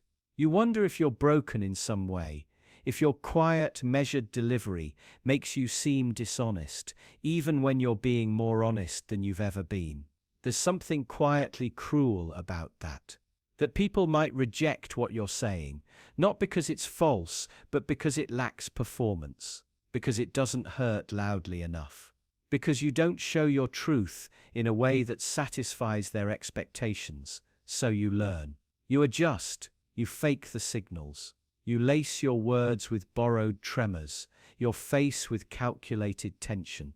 You imitate the shape of emotion, so the truth will be heard. But that's a lie too, isn't it? Now you're not just telling the truth, you're also acting it out. And once you start doing that, it becomes hard to know what part of you is real anymore. And if people only believe the truth when it's wrapped in emotion, what happens to the people who can't display it that way? What happens to the ones whose grief is silent, whose fear is controlled, whose pain is clean and wordless? Do their truths become invisible? Or worse, do they get rewritten? Diagnosed, dismissed, turned into something else entirely, simply because they weren't loud enough to be taken seriously. Now the idea grows darker. Because if truth depends on emotion to feel real, it means we can manipulate perception simply by adjusting tone. An empty lie, delivered with tears, might be believed more than a brutal truth spoken quietly. And that means truth isn't the fixed point we thought it was. It moves, it shifts, it becomes a matter of performance, of presentation, of emotional choreography. That's what unsettles you most. Not that people lie, but that people believe or disbelieve based on signals that have nothing to do with the actual content. You start to see how easily truth becomes a matter of style, not substance. You realize someone could tell you the most devastating fact in the world, and if they say it calmly, you might ignore it. But someone else could whisper a beautiful lie with just the right tremble, and you'd carry it like gospel. And so, emotion becomes a kind of currency, a key to unlock belief. And truth, stripped of that key, becomes powerless. You felt it yourself, this strange resistance to truths that come without the packaging. Someone tells you something dark, something personal, something hard, and you nod, but inside you're uncertain. Not because you think they're wrong, but because they didn't look like they were hurting enough. That's the paradox. That truth alone isn't always enough. It needs to be shaped, performed, dressed in emotion to be accepted. And once you see that, once you really understand it, something shifts inside you. Because now you start to doubt the truths you've ignored. The quiet confessions, the calm warnings, the moments where someone spoke without spectacle and you looked away, and worse, you start to doubt the truths you've told. The times you thought honesty would be enough, only to be met with silence, with doubt, with rejection. You begin to realize something quietly painful, that when it comes to truth, being right might not be what matters most. What matters is how you make others feel about it. And that means sometimes the more honest you are, the less believable you become. And maybe that's why some people stop trying. Maybe that's why the most honest truths are often spoken alone, in empty rooms, unheard by anyone at all. Why do people scream when nothing is happening? Not when there's blood, not when there's chaos, but when everything goes still. When a room full of people goes quiet and no one knows why. When a child stops crying suddenly and stares into the corner. When the hum of everyday life drops out, leaving nothing but silence. That's when the panic starts. You think fear comes from violence, from danger, from things breaking and bleeding. But watch people closely. Violence shocks them. Silence unsettles them. There's something about stillness that the mind can't tolerate. It expects movement, noise, patterns, even when the sounds are unpleasant. They're familiar, predictable. When those patterns stop, the mind starts to search, frantically. What just changed? What's wrong? In moments of silence, people begin to imagine things. The worst possibilities fill the empty space. The loved one doesn't answer the phone. A stranger stands too still in a crowded place. A friend says nothing after you confess something difficult.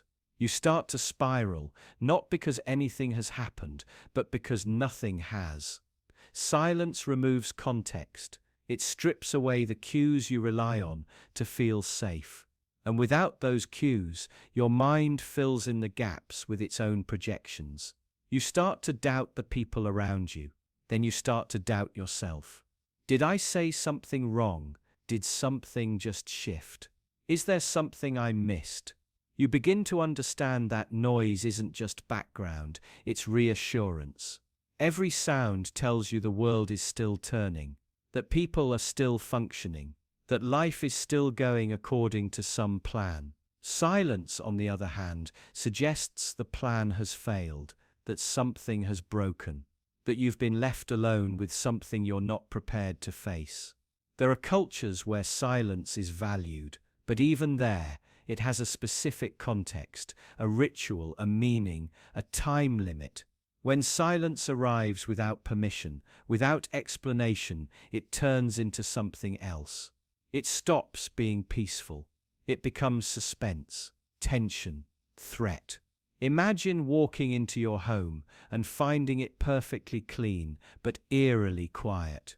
No hum of appliances, no creak of floorboards, no distant sounds outside. Just silence. That kind of silence isn't soothing. It's a warning. It feels like the calm before something inevitable. You start to move more quietly, as if noise might trigger whatever's waiting. You might think this fear of silence is irrational, but it isn't. Evolution didn't prepare you for silence. In nature, silence often means a predator is near. The birds stop singing. The insects go quiet. Something is watching. And even now, in cities and suburbs, your body still listens for those cues without your permission. In some ways, violence is easier. It's loud, visible, specific. You know where to look, what to respond to. Violence gives you an opponent, a reason, a story. Silence gives you nothing. No enemy, no goal, just the awareness that something is off and no way to fix it. That's why interrogators use silence. That's why ghost stories often begin, not with a scream, but with a strange quiet. That's why people start to confess things, unravel or panic, not when they're threatened, but when they're ignored. When they're left alone in silence, long enough to confront whatever they've been hiding. And maybe that's the real reason. Silence is terrifying. Because it doesn't just leave space for fear, it leaves space for truth. When there's no sound, no distraction, no conversation to keep you focused outward, your mind turns inward. It begins to show you things you've avoided, memories you've suppressed, doubts you've buried, violence attacks from the outside. But silence opens from within. And once it starts, it doesn't need much. Just a few seconds too long. A pause in a conversation. A blank stare across a dinner table. A phone that doesn't ring back. And suddenly, you're no longer thinking about the other person. You're thinking about what it means about you. Coward, that's when the panic begins. Not because you've been harmed, but because you've been revealed. Because something inside you has started speaking in the quiet, and you can't make it stop. The terror of silence isn't that nothing is happening, it's that something is, and you can finally hear it. Imagine being arrested for a crime you didn't commit, and knowing the evidence against you is perfect, not just strong, not just convincing, perfect. Your fingerprints on the weapon, your DNA on the victim, surveillance footage showing your outline. A digital trail placing you exactly where the crime happened. And the worst part, you know you didn't do it. But none of that matters now, because in the eyes of the system, you're already guilty. The thought feels distant, theoretical, like something that happens to other people. People with enemies, people who take risks. But now it's close. Too close. You start retracing every step you took. Every object you touched, every careless action, and you realize something deeply unsettling. You've left parts of yourself everywhere. Your body is leaking identifiers all the time. Skin cells, fingerprints, strands of hair, and all of them can be picked up, moved, replicated, planted, and they don't have to be stolen by some sophisticated criminal mastermind. The tools are simple. Tape, powder, a 3D printer. Technology that used to belong only to labs is now in bedrooms. You could clone a fingerprint from a water glass in under an hour, place it on any surface, frame anyone, including yourself. So now you sit there, heart racing, wondering what if someone did this to you? What if someone decided, for reasons you'll never understand, to ruin you, to take everything from you? Not by violence, but by quiet precision.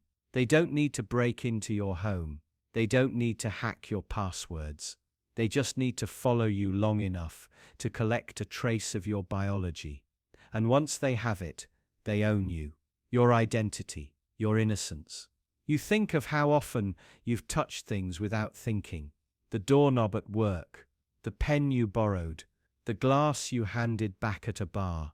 Any one of them could have been enough to place you somewhere you never were, enough to connect you to something you never touched, enough to trap you in a narrative you can't escape from. And then you realize something worse. Even if you could prove your innocence, no one would believe you, because our trust in physical evidence is absolute. Fingerprints are final. DNA is destiny. They don't lie. That's what we're taught. That's what the system depends on. We want our world to be understandable, evidence-based, safe. But the moment you introduce the idea that these systems can be manipulated, everything collapses. Every conviction becomes uncertain. Every piece of evidence becomes suspect. So we ignore that possibility. We don't question the infallibility of forensics. Not because we believe it's perfect, but because we're terrified of what it would mean if it wasn't. And that silence, that refusal to look too closely, is exactly what makes this so dangerous. Because the people who want to use these systems against you aren't trying to break them. They're trying to use them exactly as they are, precisely because they work, precisely because they're trusted. And now, when you hear about someone being convicted, you wonder not whether they were guilty, but whether their evidence was clean, whether their fingerprints told the truth, or just a convincing lie. You begin to see the whole system differently, not as a shield that protects you, but as a web you're already tangled in. And maybe what unsettles you most isn't the idea that someone could fake your fingerprints, but the realization that your identity, your innocence, your entire sense of self could be destroyed with something as small as a smudge on a doorknob. And you'd have no idea until it was far too late. Would you sit and watch someone starve, just to see how long they'd last? Not because you're cruel, not because you enjoy suffering, but because someone asked you to. Because they said it was for science. Because they promised it would help us understand human limits.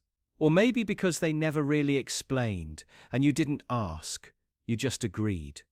You sat in the room, you watched. At first it feels distant. The person in front of you is still strong, still alert, still hopeful. They look around, make small talk, maybe even smile.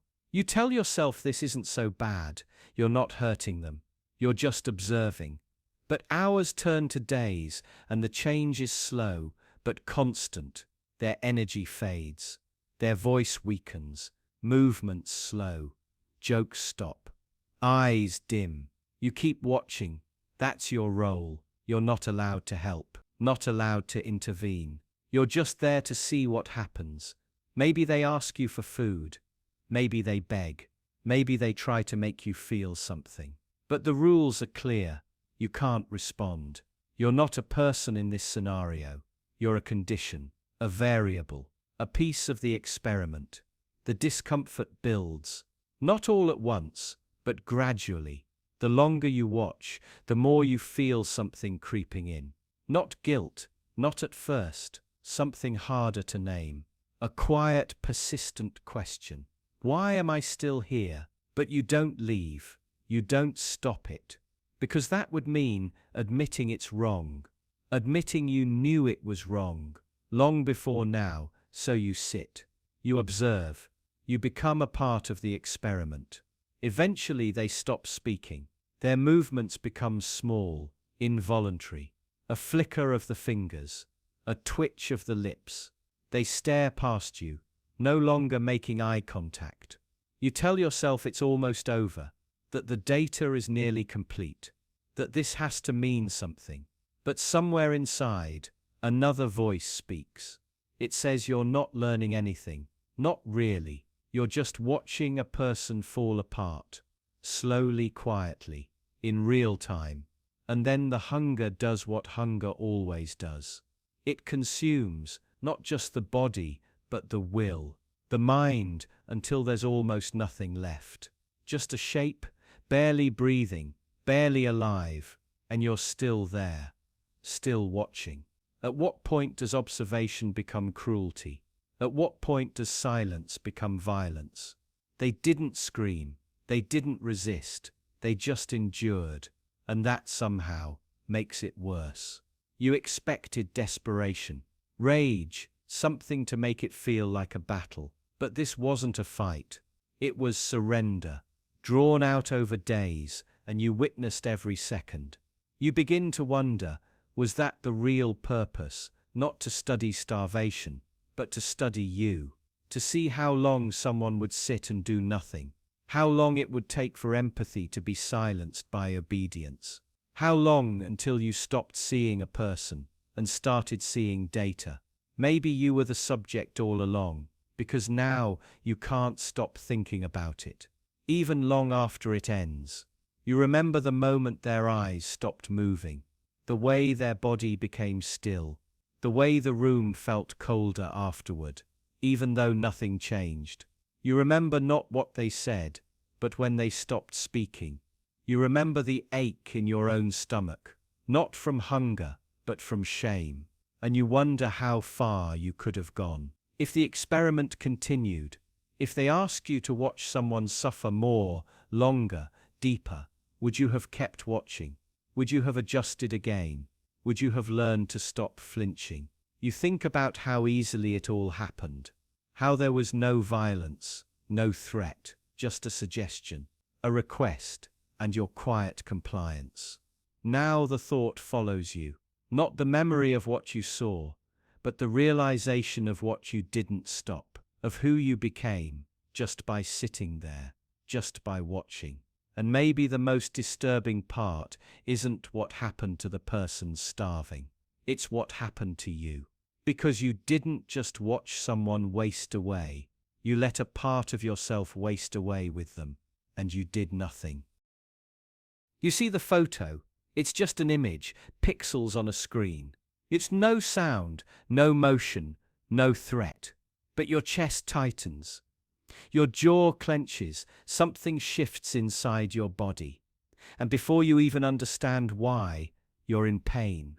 Not emotional pain, not memory, real, physical pain. As if someone pressed a needle into your skin or poured ice water down your spine. Your body responds as if the photo were a wound. You didn't always feel this. The first time you saw it, it meant nothing. A face, a symbol, a place. Whatever it was just data.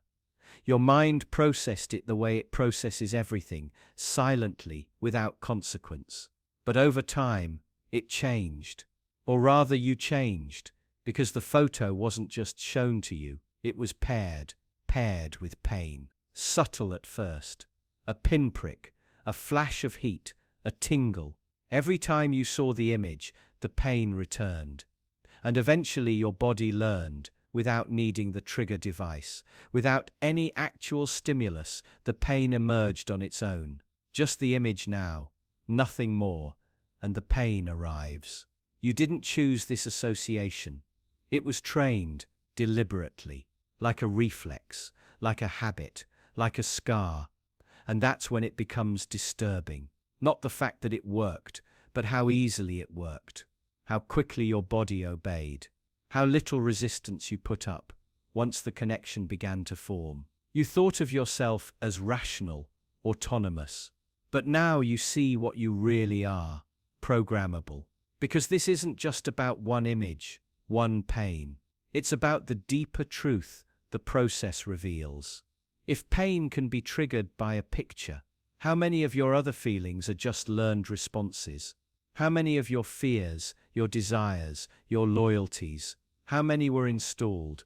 You want to believe your emotions belong to you, that your reactions are authentic, grounded in truth. But what if they're not? What if they're just responses to training, repeated exposure, repeated pairing? What if someone found the right pattern, the right schedule, and rewired you entirely? What happens when the image isn't painful, but comforting? What happens when pleasure is used instead of pain? Could you be trained to crave something harmful? Could you be made to desire something you once feared? And if so, how would you know? You might say you'd recognize manipulation, that you'd spot the conditioning, resist it. But you don't notice when it's happening. You only notice afterward when the response has already been installed. And by then, the reaction feels natural, like it was always there, like it came from you. This is why the photo matters, not because of what's in it, but because of what it proves. It proves that your body can be tricked. Your pain, your comfort, your beliefs. None of them are safe. They can all be tied to something external, artificial. And once that connection forms, your body doesn't care whether it's logical. It reacts anyway. Now imagine, this was done to you without your knowledge. A slow process over months or years, small associations, harmless images, harmless pain, until you reach a point where entire categories of thought are marked with physical punishment, until certain ideas hurt, literally. You wouldn't explore them, you couldn't. You'd avoid them without knowing why. And that avoidance would feel like choice. This isn't a science fiction scenario. It's classical conditioning. Pavlov, Skinner. The principles are old, tested, reliable. The only difference now is the scale, the precision, the technology, and the willingness to use it. Governments, corporations, private researchers. How many are experimenting right now with emotional conditioning? How many already know how to shape your preferences, your habits, your instincts? Not through reason or persuasion, but through the body itself, through pain, through pleasure, through repetition. And if a photo can make you hurt, what else could it make you do? You start to think about your own reactions, the things that make you uncomfortable, the things that make you retreat. Are they yours? Or were they trained? How many of your aversions are conditioned responses? How many of your instincts are scars from stimuli you don't remember? This is the real danger. Not that pain can be triggered by a photo, but that the line between thought and reflex is thinner than you imagined, that your inner life is more porous, more programmable than you ever wanted to believe. And now the photo sits in front of you again. Your body tightens, the pain begins. You know what's happening, and you still can't stop it. Who do you trust more? The person who tells you the truth that hurts, or the one who lies just enough to make you feel safe? You might say the truth matters more. That honesty is the foundation of trust. But in practice, your loyalty often drifts elsewhere, toward comfort, toward simplicity, toward the person whose version of reality makes you feel better about who you are. You can see this in small things. Someone tells you that your work is excellent even when it isn't, that you're doing your best even when you're not, that everything will be okay even when they know it won't. And instead of feeling manipulated, you feel reassured, grateful, even because the lie is clean. It doesn't confront you. It doesn't demand anything of you. It wraps around you like warmth in a cold room. But then someone else tells you the truth, that you've been lazy, that you've avoided responsibility, that you've hurt someone and refused to acknowledge it. And suddenly you feel attacked. Defensive, you pull away. Even if they're right, even if everything they said was true, it feels cruel. And so you stop listening. You mark them as hostile. You become loyal to someone else, someone who says the same thing, but more softly, or not at all. That's the beginning of it. A quiet, unconscious shift, not toward deception, but toward a version of reality that flatters you more than it challenges you. And over time, this becomes the standard. The people you call honest are just the ones who lie gently enough. It doesn't feel like betrayal. It feels like safety. But the lie has to be precise. Too much distortion, and it breaks. You recognize it as false, manipulative, insulting. But a well-crafted lie, a clean lie, lands just right. It tells you what you want to believe, using words that sound like insight. It doesn't twist reality. It polishes it. It removes the inconvenient parts. And so it doesn't feel like deception. It feels like clarity. This is how manipulation hides itself. Not in grand fabrications, but in subtle omissions. Not in what's said, but in what's left out. And once you've accepted the cleaner version of reality, your loyalty follows. You defend the liar not because you believe them, but because you need them. They protect you from truths you're not ready to face. And this isn't just about individuals. It happens in families, in politics, in belief systems. The people who rise to power are often the ones who understand this best. They don't need to be right. They just need to sound right, to feel right, to offer a version of reality that demands less discomfort. That's how you end up loyal to someone who has never told you the whole truth. Not because you're naive, but because you're tired. Because you've learned that the truth, unfiltered, is too much to live with every day. And once you've chosen the clean lie, it becomes harder to walk it back. Admitting the truth now would mean admitting that you were misled, that you wanted to be misled, that you were complicit. And so you double down, you rationalize.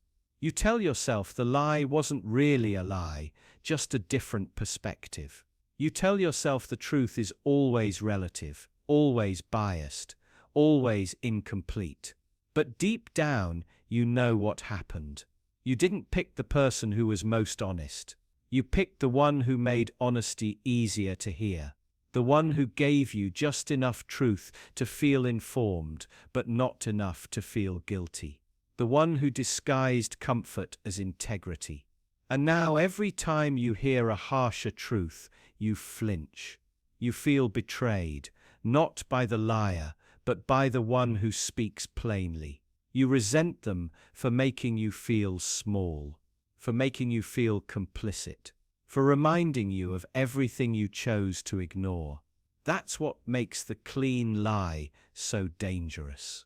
It doesn't just distort your perception, it rewires your loyalties. It convinces you that discomfort is cruelty and that comfort is truth. It turns you against the people who challenge you and binds you to the ones who deceive you gently. And slowly, your sense of what's real begins to shift. You start to believe that kindness and honesty are the same thing, that anyone who makes you feel good must be telling the truth, and that anyone who makes you feel bad must be wrong.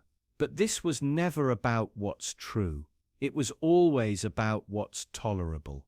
And maybe that's the hardest truth of all, that your loyalty doesn't follow honesty. It follows relief. It follows ease. It follows whoever tells you the cleanest lie. Some of them never fired a shot. They were just told they were helping, carrying crates, relaying orders, maintaining the perimeter. They weren't in the heat of it. No blood on their hands, but they were part of it. All the same, and after, they were praised, applauded, called heroes. Their families welcomed them back with pride. They stood taller, smiled wider. They believed it too. But what if it wasn't true? What if their mission wasn't what they were told? What if the crates they carried didn't hold supplies, but instruments of torture? What if the building they guarded wasn't a communications outpost, but a site of illegal detainment? What if their silence wasn't duty, but complicity? And what if no one ever told them, not officially, not clearly, just whispers, glimpses, odd instructions that didn't make sense, rooms they weren't allowed to enter, questions discouraged, orders that came from no one they could name? But the medals still came, the promotions, the stories printed in local newspapers, the honor. Imagine waking up years later and realizing the truth had been kept from you, that your role wasn't noble. It was necessary only to hide something else. You weren't celebrated for what you did. You were celebrated so you wouldn't ask why. And maybe you start to piece things together, slowly. A photograph from that time, showing things you didn't notice then. A letter from a friend who'd seen more than you had. You remember conversations that now feel strange, strained, clipped short too quickly. You start to wonder, were you used, not just your body, your belief, your trust, your willingness to follow, your desire to be good, to be part of something bigger? They didn't need your violence, they needed your silence, your acceptance, your presence to make it all look legitimate. And now what? Do you say something? To who? Your friends, your family, your children? Do you tell them that what they admired was built on a lie? That the uniform they respected was wrapped around a mistake? Do you confess the truth, even if you still don't fully understand it? Or do you leave it alone? Tell yourself you didn't know, that you couldn't have known, that it wasn't your fault, that it was above you, beyond you, that you did what you were trained to do, and nothing more. But deep down, you feel it. You were part of something you didn't understand. And that ignorance was the point. It was never about what you knew. It was about what you wouldn't question, what you wouldn't resist. And maybe the hardest part isn't the guilt. It's the betrayal of your own belief in yourself. You thought you were helping. You thought you were one of the good ones.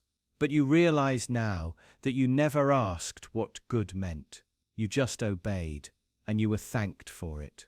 So you carry the medals, the framed certificates, the stories told at family dinners, and you wonder quietly whether they're honoring who you are or what you were willing to ignore.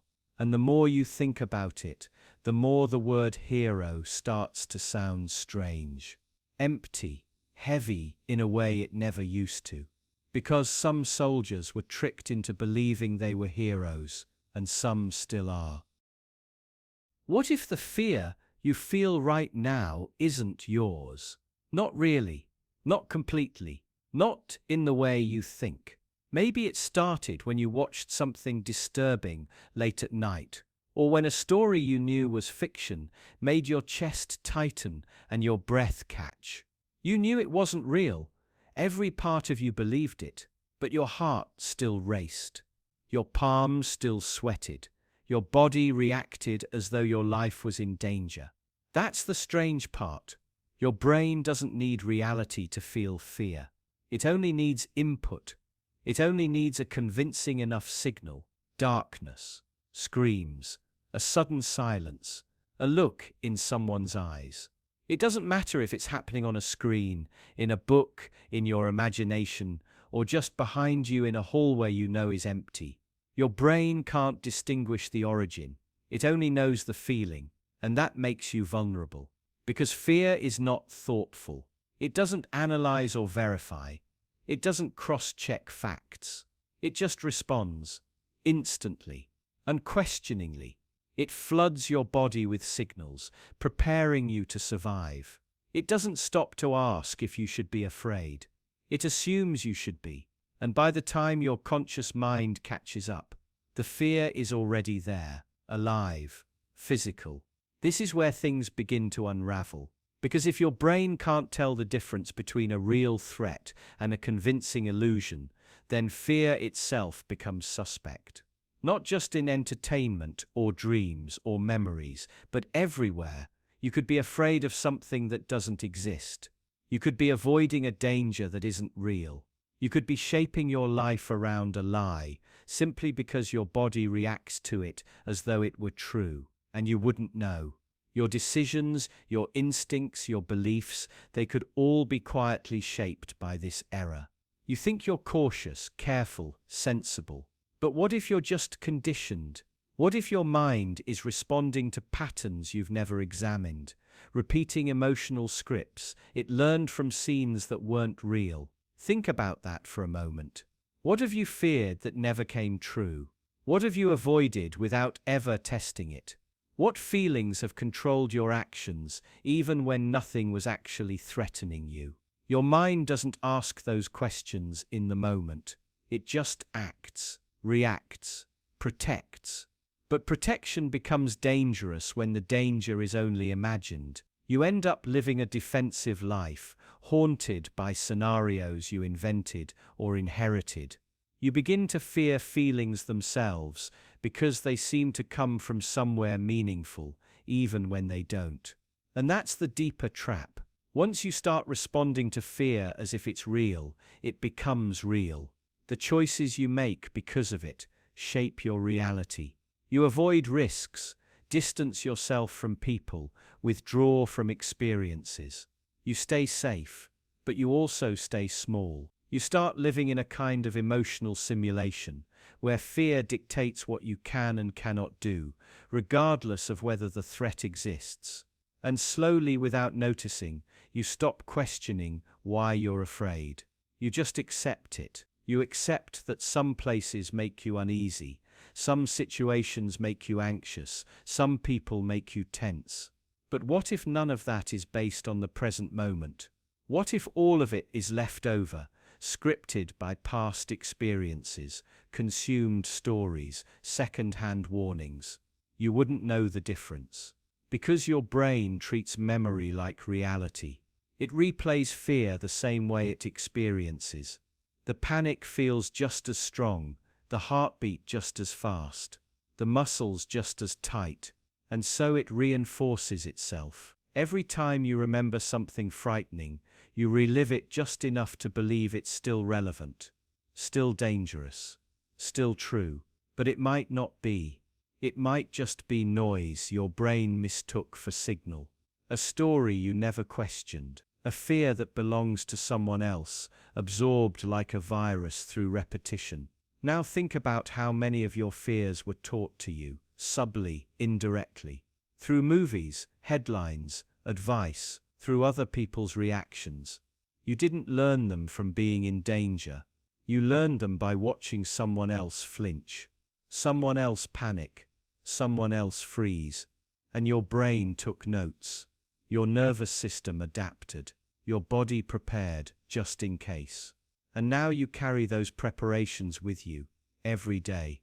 But preparation without danger becomes tension. It becomes suspicion. It becomes the quiet assumption that something bad is just around the corner. Not because you've seen it, but because you've been trained to expect it. That's the most disturbing part. Fear doesn't need to be true to control you. It only needs to feel true. And once it does, your body doesn't wait for permission. It just obeys. It runs the script. Even when the threat was never real to begin with. Even when you've outgrown the thing that once frightened you. Even when the danger has passed, or never existed at all, the fear remains. Not because it has a reason, but because it was rehearsed so many times that it became automatic. Embedded, familiar. And maybe that's the hardest thing to accept, that some of the deepest fears you hold might not belong to you. They might just be scripts, running quietly, unquestioned, forever. A man is brought into the room, wrists bound, eyes swollen shut. He's barely conscious, his body already broken, but still breathing, still alive. In the corner, another man sits calmly, dressed cleanly, composed, and then, without a word, he smiles. That's the signal. That's when it begins. The smile is deliberate. It isn't joy, it isn't warmth, it's a switch. A quiet authorization that everything sacred can now be ignored, that nothing that happens next will be acknowledged, recorded, or stopped. The smile means the rules are gone. At first, it seems absurd. A smile of all things. But that's the point. A signal so casual, so human, used to open the door to something inhuman. It's meant to be jarring, disorienting. The smile says this is still normal, this is still civilized. Even as screams begin, because the worst violence is rarely loud in its justification. It doesn't arrive with shouting or rage. It slips in under politeness. Under calm, it hides behind the appearance of order. The man who gives the signal never raises his voice, never touches anyone. He just smiles, and the world changes. And the people carrying out the orders. They've trained themselves to respond, not to commands, not to conscience, but to cues, triggers, signals that bypass reflection, that reduce ethics to procedure. The smile removes hesitation. It says, we've crossed the line and no one will punish you for stepping over. This isn't new. Authority has always found ways to transfer guilt, to spread it thin enough that no one feels the full weight. The smile is just one method, an unspoken contract. That responsibility has been dissolved. That morality is suspended. But what does it mean for you? You think you'd never participate in something like that. You imagine yourself immune to signals, to rituals, to pressure. You think you'd see the smile and feel disgust. You believe you'd walk away, report it, refuse to comply. But what if you'd been trained to obey, not through force, but through routine, through repetition, through subtle reinforcement that smiling faces and horrific acts can coexist? What if the first time you saw it, you felt a jolt, but the second time, less so, and the third, barely at all? The smile becomes normal.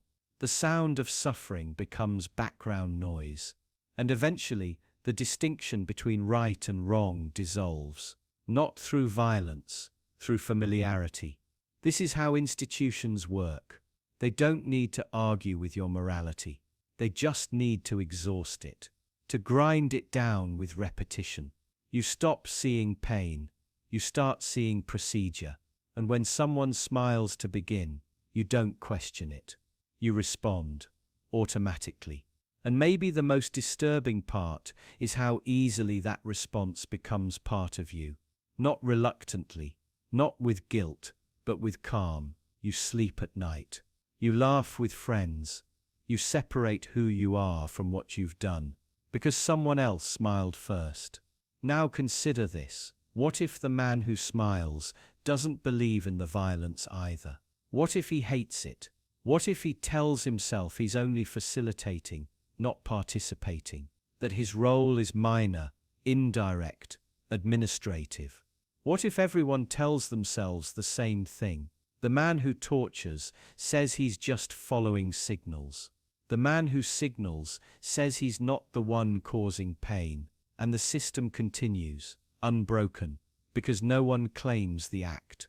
The responsibility evaporates, spread across too many hands, too many smiles. This is how ordinary people become part of horror.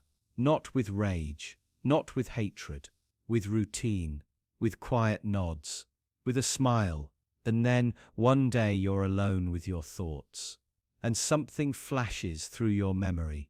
Not a scream, not a wound, but a face. Calm, clean, smiling. And it's the most haunting thing you've ever seen.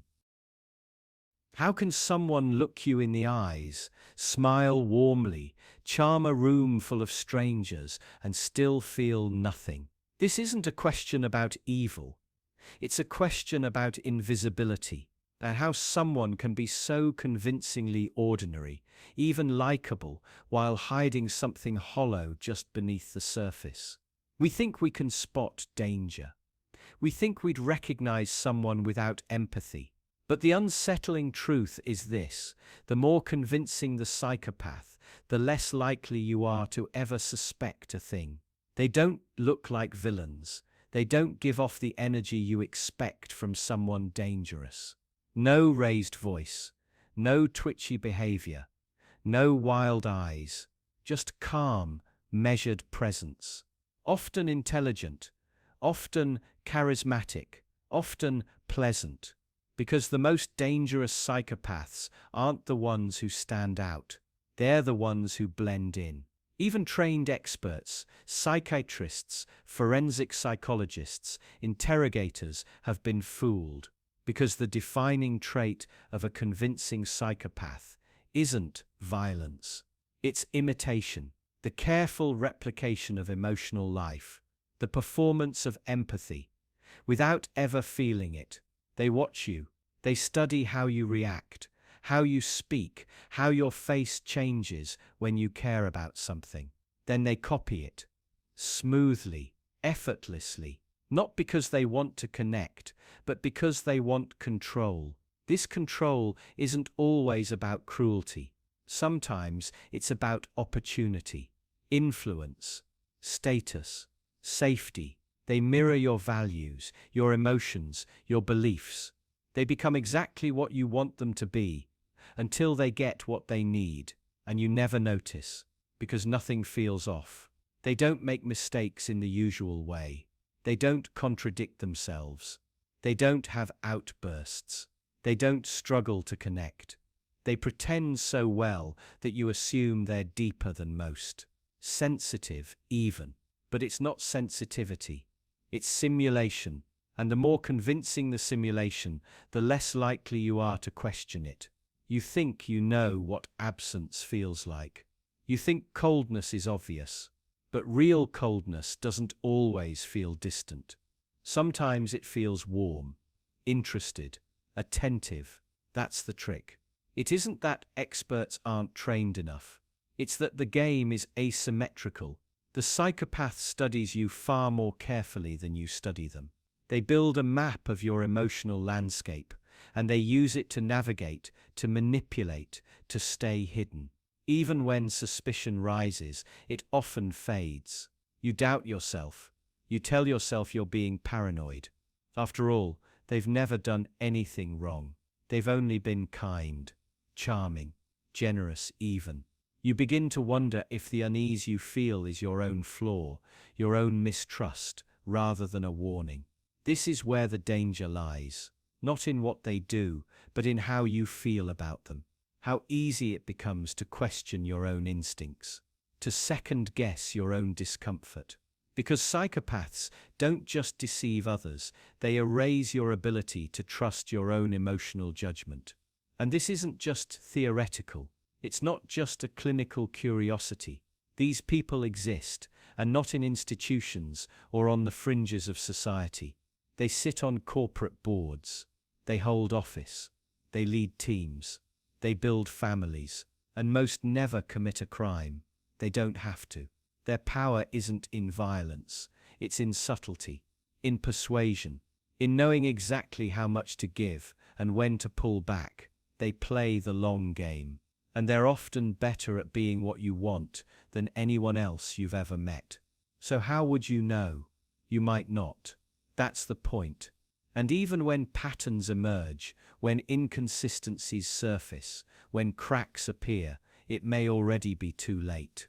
Your emotions, your trust, your sense of reality have already been shaped by their presence. You might stay close to them, even after realizing the truth. Not out of love, not out of loyalty, but because part of you still wants to believe the mask was real, that the connection was genuine. That you weren't just a useful prop in someone else's performance, and that's the quiet devastation. Not just that psychopaths exist, but that their success depends on the deep human need to believe in connection, to believe that sincerity is visible, that we can sense goodness, that evil has a smell, but it doesn't. It has a smile, a steady voice, a hand on your shoulder, and the ability to disappear into the background of your life so completely that when it finally goes wrong, you blame yourself, not them, yourself. Because the most dangerous thing about a convincing psychopath isn't what they do. It's that you never even saw them coming. What makes people hold on tighter when they know less? You've probably seen it happen. Someone clings to a belief with absolute certainty, even as the evidence around them collapses. You show them facts, logic, proof, and they don't just resist. They double down. The belief doesn't weaken. It grows stronger. Why? It should be the opposite. Fact should correct errors. Truth should break illusions. But often, when the truth becomes clearer, the loyalty becomes louder. The belief hardens, because this was never about the facts. It was never about being right. It was about belonging, about identity, about not being alone. Once a belief becomes part of who you are, once it's wrapped around your sense of self, any threat to the belief feels like a threat to your existence. You're not just defending an idea, you're defending yourself. And that's where the facts become dangerous. Not because they're wrong, but because they make you feel exposed. They leave you standing without armor. They force you to ask, if this isn't true, then what am I? So when the facts come in, many people don't abandon the belief. They abandon the facts. They stop trusting the source. They question the motives. They find ways to reframe, reinterpret, reject. And if that's not enough, they withdraw into smaller, tighter groups, spaces where the belief is still sacred, where doubt is treated like betrayal. And in those places, loyalty doesn't just survive, it intensifies. There's a comfort in being surrounded by people who never question, a safety in certainty. Even if it's false, it's consistent, predictable, and predictability feels like control. The less you have to think, the safer you feel. Eventually, the belief doesn't need justification anymore. It exists purely on the strength of repetition. It becomes a ritual, a habit, a shield. And if someone you trust begins to doubt, if they ask questions, hesitate, explore, you feel it as a loss, like watching them drift away. Because it's not just about the belief, it's about staying together, about not being the one left behind. So doubt becomes dangerous, not just to the idea, but to the bond. The more someone questions, the more isolated they become, and the group tightens in response, until questioning becomes betrayal, curiosity becomes weakness, and loyalty becomes obedience. And the fewer facts there are, the easier that obedience becomes. You don't have to defend what you never doubt. You don't have to explain what you refuse to examine. You just have to believe. And if you can believe without evidence, if you can believe in spite of the evidence, you've proven something even stronger than faith. You've proven allegiance. Eventually, the facts are not just ignored, they're despised, because they remind you of what you had to give up, of what you once wondered about, of how far you've gone from where you started. And the more fragile the belief, the more hostile it becomes. Fragility hides behind aggression. Uncertainty dresses itself in rage. That's how people end up defending lies they no longer believe, just to stay close, just to stay safe, just to stay inside the circle. Because stepping outside means admitting you were wrong, that you gave your trust to something unworthy, that you fought for something hollow, that you hurt others for something false. And that kind of shame is unbearable. So instead of turning back, you push forward. You justify, you commit more deeply.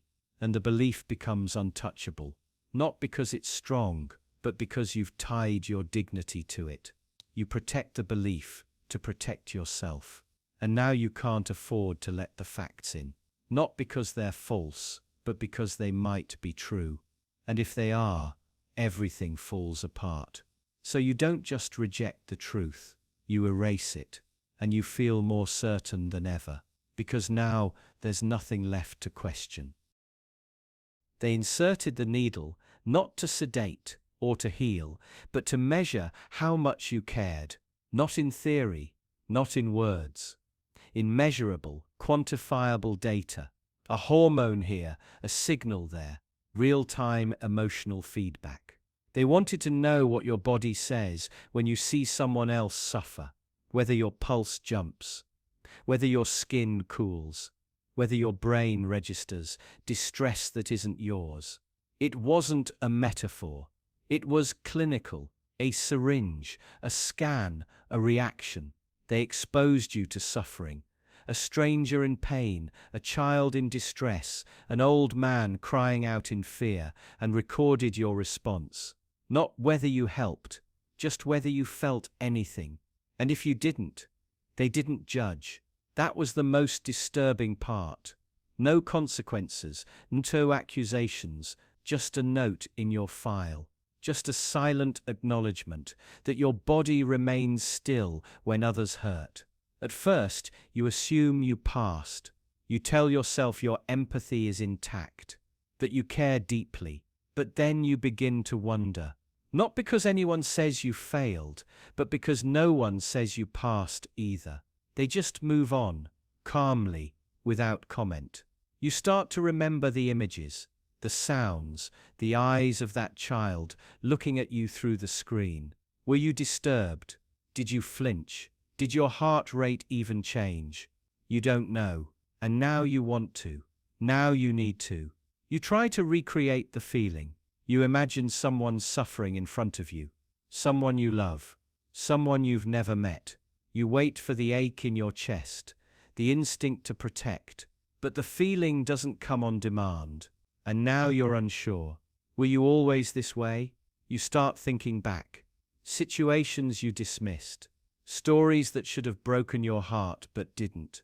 Times when someone cried and you stayed still, unmoved. You told yourself you were composed, controlled, but maybe that wasn't it. Maybe you were measured long before the syringe.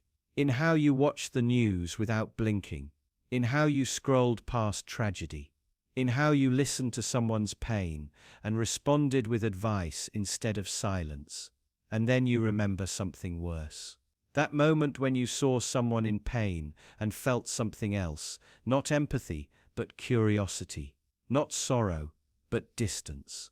You wondered what they were feeling, clinically, not emotionally.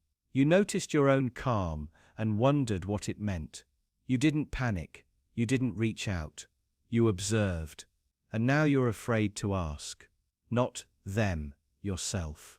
You're afraid to ask what your body really does when others suffer. Because what if the answer isn't what you want it to be? What if all your moral convictions, your sense of goodness, were just assumptions? A script you memorized, never tested. The syringe didn't lie. It didn't accuse. It just measured. And you realize now that's what makes it so frightening. It bypassed everything you tell yourself about who you are. It didn't care about your beliefs, your intentions, your image. It just recorded your biology. And that means your empathy isn't what you think it is. It's not an idea. It's a physical event. It either happens or it doesn't. And if it doesn't, what does that make you? You try to find a way out. You tell yourself the test was flawed, that the situation wasn't real, that your reactions in real life would be different. But then you ask, would they? If a stranger collapsed in front of you, would you help instinctively, or would you freeze, hesitate, calculate? Would you feel their pain as your own, or just recognize it, intellectually, from a distance? And now you understand something even darker. The test wasn't about empathy, not really. It was about exposure, about showing you what's already inside you, or what isn't. It didn't measure who you are, it revealed it. And now you live with that data, even if you never see the results. You carry the weight of that question everywhere, quietly, privately, wondering if your kindness is real or rehearsed, if your caring is genuine or convenient, if your moral self is just a mask worn by a body that feels nothing. And maybe you don't want the answer. Maybe the real damage isn't the possibility that you failed, but the knowledge that you might not care either way. What if someone could make you believe you're the one hurting yourself, when really it's them, not physically, psychologically, subtly, slowly? They don't need to scream at you or hit you or even raise their voice. All they have to do is make you believe two incompatible things at once, and make sure you never stop trying to resolve the contradiction. That tension, that dissonance, becomes the weapon. And the more intelligent you are, the more effective it becomes. It begins with something small. They tell you you're important to them, but ignore your needs. They say they value honesty, but punish you for telling the truth. They call you selfish for finally saying no. Each contradiction is tiny, easy to dismiss, but your brain doesn't let go. It starts working overtime, trying to reconcile these impossible truths, because you're not just confused. You're desperate to make sense of it. You assume the problem must be yours. You trust the other person. You doubt yourself. You question your memory, your intentions, your emotional responses. You keep trying harder. You apologize more. You get quieter. You accommodate. You adjust. You bend. You break. This isn't manipulation in the traditional sense. It's not persuasion or coercion or threat. It's disorientation.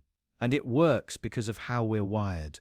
Cognitive dissonance is not just uncomfortable, it's intolerable. It's intolerable. Our minds crave harmony, logic, internal consistency. When we're forced to hold two opposing beliefs, especially about something important, we feel unease, instability, shame. And that's the trick. The abuser creates that instability, then offers themselves as the only way to resolve it. You're too sensitive. You always twist my words. You don't remember things right. They don't fix the contradiction. They deepen it, and your mind does the rest. You revise your memories. You doubt your instincts. You silence your intuition. You start to believe that maybe you are the problem. It can happen in a relationship, in a family, in a workplace, in a country. The more you care, the more vulnerable you become. Because the dissonance only works if you need to believe both things. If you need to feel loved, and you're being hurt. If you need to feel safe, and you're being controlled. If you need to feel good, and you're being blamed. And it doesn't end with confusion. It becomes identity. The dissonance burrows in. You begin to rewrite yourself around it. Maybe you're not worthy of kindness. Maybe you are dramatic, unstable, untrustworthy. Maybe this is what love feels like. You don't just feel wrong, you believe you are wrong, permanently, inherently. And once that belief is locked in, the damage doesn't need to be repeated. It sustains itself. You keep returning to the source of the harm, trying to fix something that was never yours to fix. You become complicit in your own distortion. And that's the weapon. Not the act of harm itself, but your need to resolve the harm in a way that preserves the illusion of safety. Because the truth is unbearable. If they don't love you, if they never did, if it was all control and not care, then what does that mean about your choices, about your time, about your self-worth?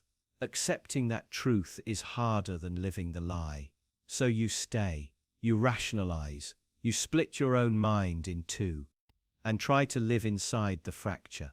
Now imagine this tactic on a larger scale, an institution, a culture, a government, the same strategy, just amplified. You're told you're free, but you're punished for speaking out. You're told you're equal, but you're treated as disposable. You're told to trust the system, but the system devours you, and still you believe. You want to believe, because disbelief means disillusionment. It means facing betrayal. It means dismantling everything you thought was real. So you cling to contradiction. You rationalize oppression. You defend your abuser. You attack those who point out the harm, not because you agree with the abuse, but because the alternative is collapse, psychological collapse, social collapse, identity collapse. And this is what makes cognitive dissonance so powerful, not just as a psychological experience, but as a tool of control.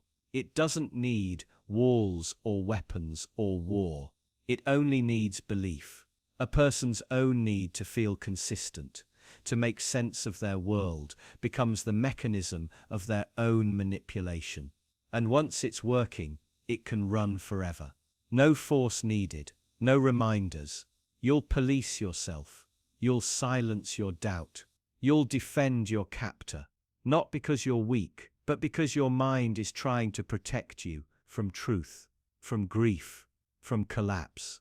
And the longer it continues, the harder it is to undo. Because to wake up from the dissonance isn't clarity, it's devastation. You don't just see the lie, you see everything you lost to protect it. Every compromise, every betrayal, every part of yourself. You buried to preserve the illusion, and that's why it's so hard to leave. Not because the door is locked, but because you can't bear to walk through it and face what's waiting on the other side. Not the abuser, not the system, yourself. Imagine finding a dead body, not buried, not hidden, not lost, just there. Left in plain view, propped up in a public space, like a mannequin no one remembers putting there. At first, people think it's a prank, a film, prop, art, maybe. But no, it's real, and no one says a word. That was the experiment. To see if people would speak, if anyone would notice the wrongness of it. If the presence of death, silent and motionless in the middle of daily life, would provoke any kind of reaction. The body was staged by researchers, placed somewhere people passed every day. They weren't testing for awareness, they were testing for action. They wanted to know how long it would take before someone asked a question. Not just noticed, but cared enough to ask. What they found wasn't ignorance. It wasn't stupidity.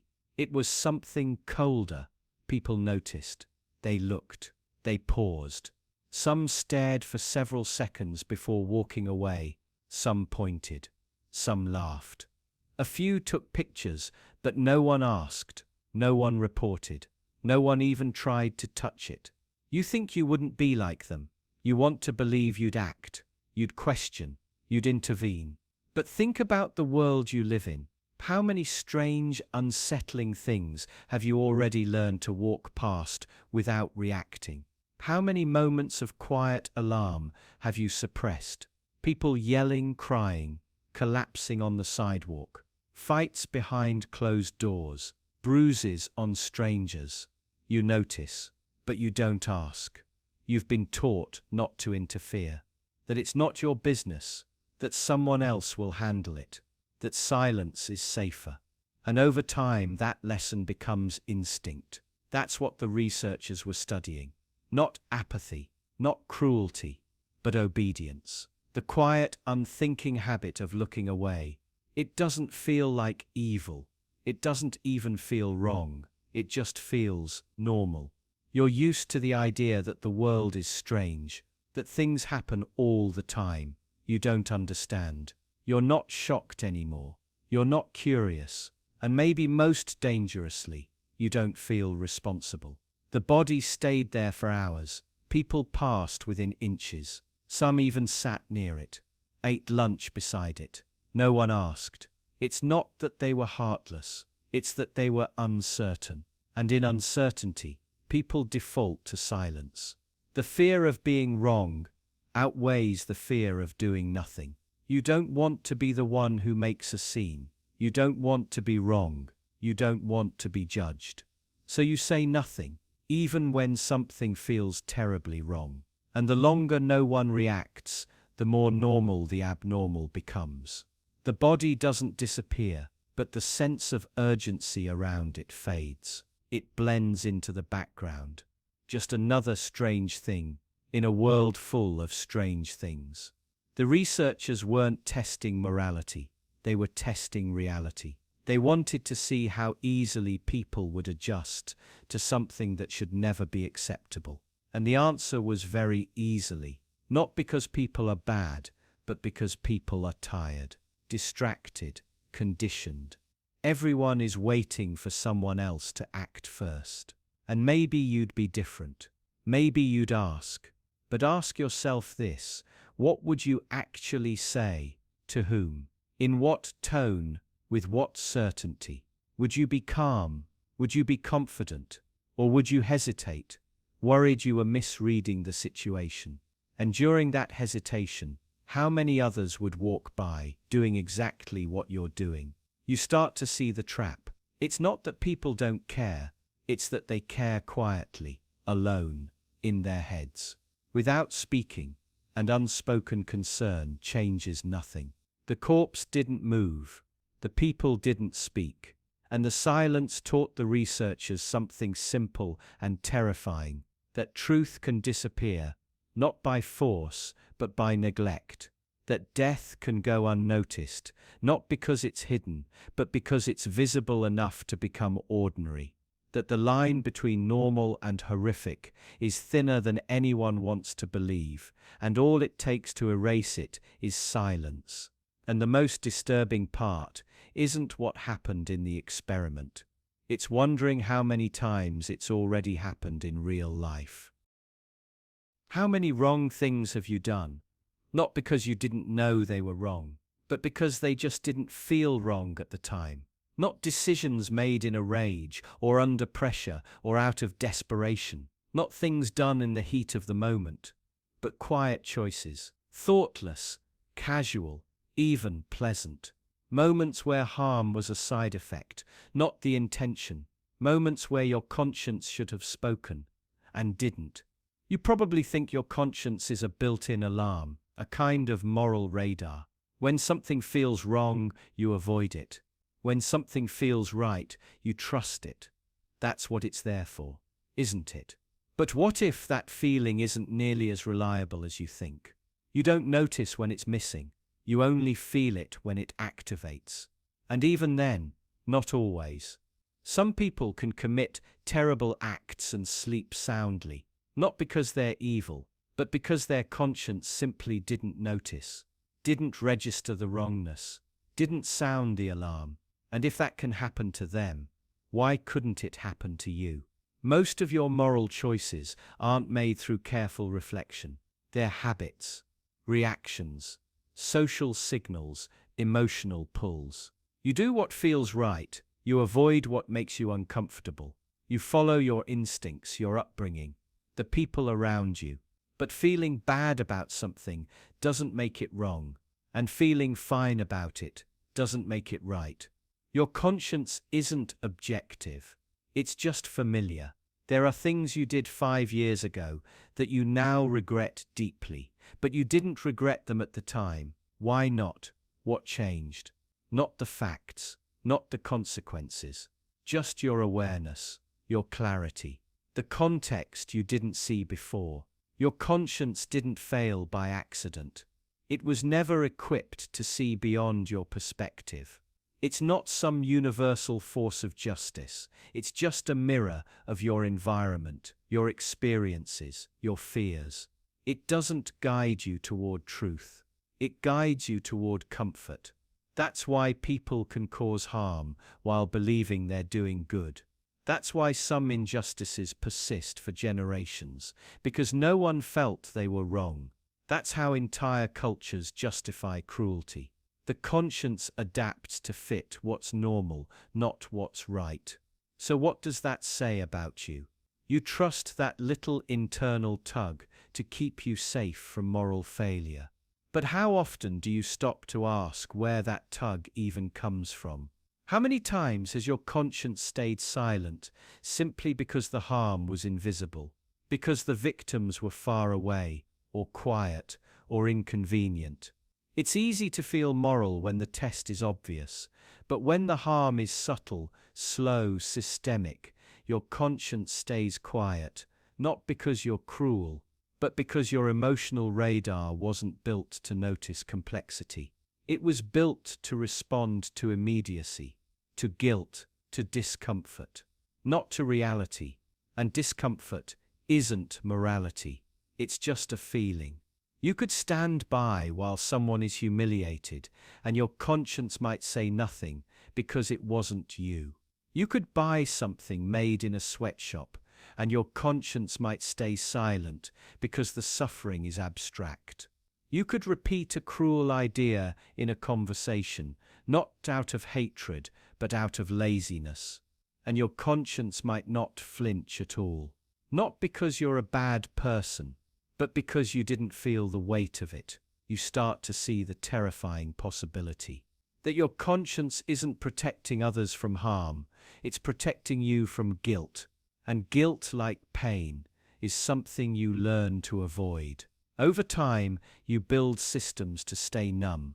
You rationalize, you distract, you reframe, you shrink your awareness down to the parts that don't hurt. Until eventually, you're not responding to what's right, you're responding to what feels manageable. But what happens when what's right feels unbearable? What happens when your comfort depends on staying unaware?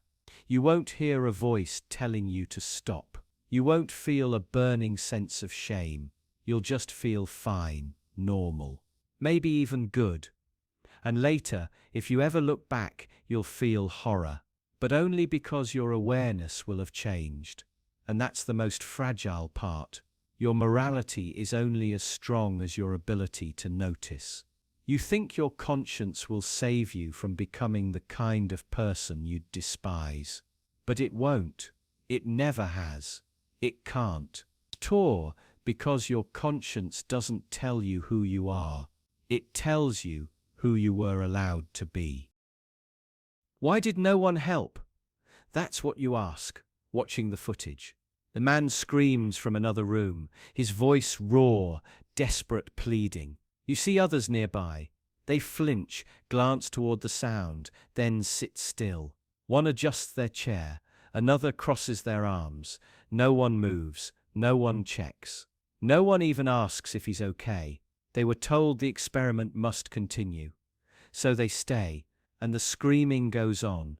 You think it's impossible, that you would have done something, that you wouldn't just sit there, obedient and cold. But then you pause. You remember moments in your own life, small ones, when something felt wrong, but you said nothing. You saw someone uncomfortable, distressed, and you looked away. You told yourself it wasn't your place, that someone else would step in, that you didn't want to make it worse. Obedience doesn't always look violent. Sometimes it looks like silence. The experiment was simple. A subject was instructed to administer electric shocks to a stranger behind a wall. The stranger wasn't real. The screams were pre-recorded. But the subject didn't know that. Each time the learner answered incorrectly, the shocks increased. The screams became louder, more frantic. At some point, the learner begs for it to stop. Then he goes silent. And most people keep going. Not because they want to, not because they enjoy it, but because a man in a lab coat told them to. Because the setting looked official. Because there were forms and clipboards and instructions. Because they were told it was important, necessary, scientific. You think obedience is about cruelty, but it's not. It's about trust and fear and the deep, uncomfortable truth that authority doesn't need to be violent to be powerful. It only needs to be ordinary. People don't obey because they're evil. They obey because they don't want to be wrong, because they don't want to be blamed, because they want to believe someone else is responsible, that the consequences, the screams, the silence belong to someone higher up, even when their hands are on the switch. You imagine yourself in the chair, hearing the voice cry out. You imagine the hesitation, the instructor telling you to continue, calmly, firmly. You say you'd resist, that you'd walk out. But what if you didn't? What if you found yourself rationalizing, justifying, like so many others did? It's probably not that bad, he agreed to this. I'm not the one really in charge. What if you stayed? That's what this experiment revealed. Not just that people will obey harmful orders, but that they'll do it calmly, methodically, with quiet discomfort instead of rebellion. That they'll lie to themselves just enough to keep going. That morality can be set aside, not with malice, but with paperwork. You don't need to believe the screams are fake. You just need to believe they're someone else's problem. It's easy to feel horror at the results. Easier still to distance yourself, to insist it wouldn't be you. But what if the real question isn't whether you'd obey, but how many layers of justification you'd need to do so? Because it doesn't take much. A uniform, a clipboard, a sentence that begins with, "It's important that you," and the moment passes, the scream fades. And you don't remember when exactly you decided to stop questioning. You just remember doing what you were told. What if belief didn't just shape your thoughts, but rewired your brain more powerfully than any drug? Not metaphorically, literally. In a clinical study, researchers watched people experience withdrawal symptoms. Their pupils dilated, their hands trembled, their bodies craved a substance they weren't even given. Just the thought that they were losing access to a belief triggered the same neurological response as losing heroin. Not similar, identical. The amygdala, lit up. The dopamine system collapsed. The panic, the fixation, the desperate clinging, it mirrored the data of substance addiction so precisely that neuroscientists couldn't tell them apart. Belief, it turns out, is not a gentle process of learning. It's a chemical dependency. It feels like knowledge, but functions like a drug. You think you believe things because they're true, because they make sense, because they help you understand the world. But somewhere inside your brain, that's not what's happening. You're seeking certainty. You're chasing control. And once a belief provides that, your brain begins to depend on it, the way it depends on food, shelter, or love. Lose that belief, and your nervous system interprets it as a threat to survival, not a challenge to your opinion, a threat to your life, which is why arguments rarely work, why facts so often fail. When someone questions your core belief, they are not inviting you into debate, they are pushing you toward neurological withdrawal, and your body resists it like poison, not because the belief is right, but because it feels safe, because losing it would feel like dying. Think about what that means for your own mind. Every time you've doubled down, every time you've dismissed something without reading, every time you've felt that sudden wave of anger or fear in response to an idea that wasn't you thinking, that was you protecting the chemical loop your belief was feeding, and that loop gets stronger over time. More efficient, more automated. The more you believe something, the more you crave reinforcement. You surround yourself with people who agree. You curate your information. You shut out the dissonance. Not consciously, not maliciously, but biologically. It becomes addictive, not because it feels good, but because it becomes necessary. You can't imagine functioning without it. And if someone tries to take it away, even gently, even rationally, your body interprets it as violence. You react, not as a philosopher, but as an addict, desperate, paranoid, fragile. This is why belief becomes immune to contradiction. Not because people are stupid or stubborn, but because they're in withdrawal the moment they begin to question. Every challenge feels like pain. Every doubt a symptom. And so, like an addict, the mind looks for the next fix. Not of truth, of certainty, of stability. Anything that can restore the feeling of being right, being safe, being whole again. This is why conspiracy theories spread faster than corrections. Why cults feel safer than families. Why someone can watch their belief collapse in real time and still cling tighter. Because logic isn't in control anymore. Chemistry is. And if you think you're exempt, you're already in deeper than you realize. Because the beliefs that grip us hardest aren't the obvious ones. They're not about politics or religion or philosophy. They're about identity, about meaning, about how we think the world works and what role we think we play in it. To lose one of those beliefs is to lose yourself. And your brain doesn't allow that lightly. You start to understand how dangerous this is, not just personally, but collectively. Entire societies addicted to shared beliefs, unable to process change without emotional collapse. Cultures built around myths they cannot survive without. Progress halted, truth rejected, not because it's wrong, but because it's unfamiliar, because it hurts.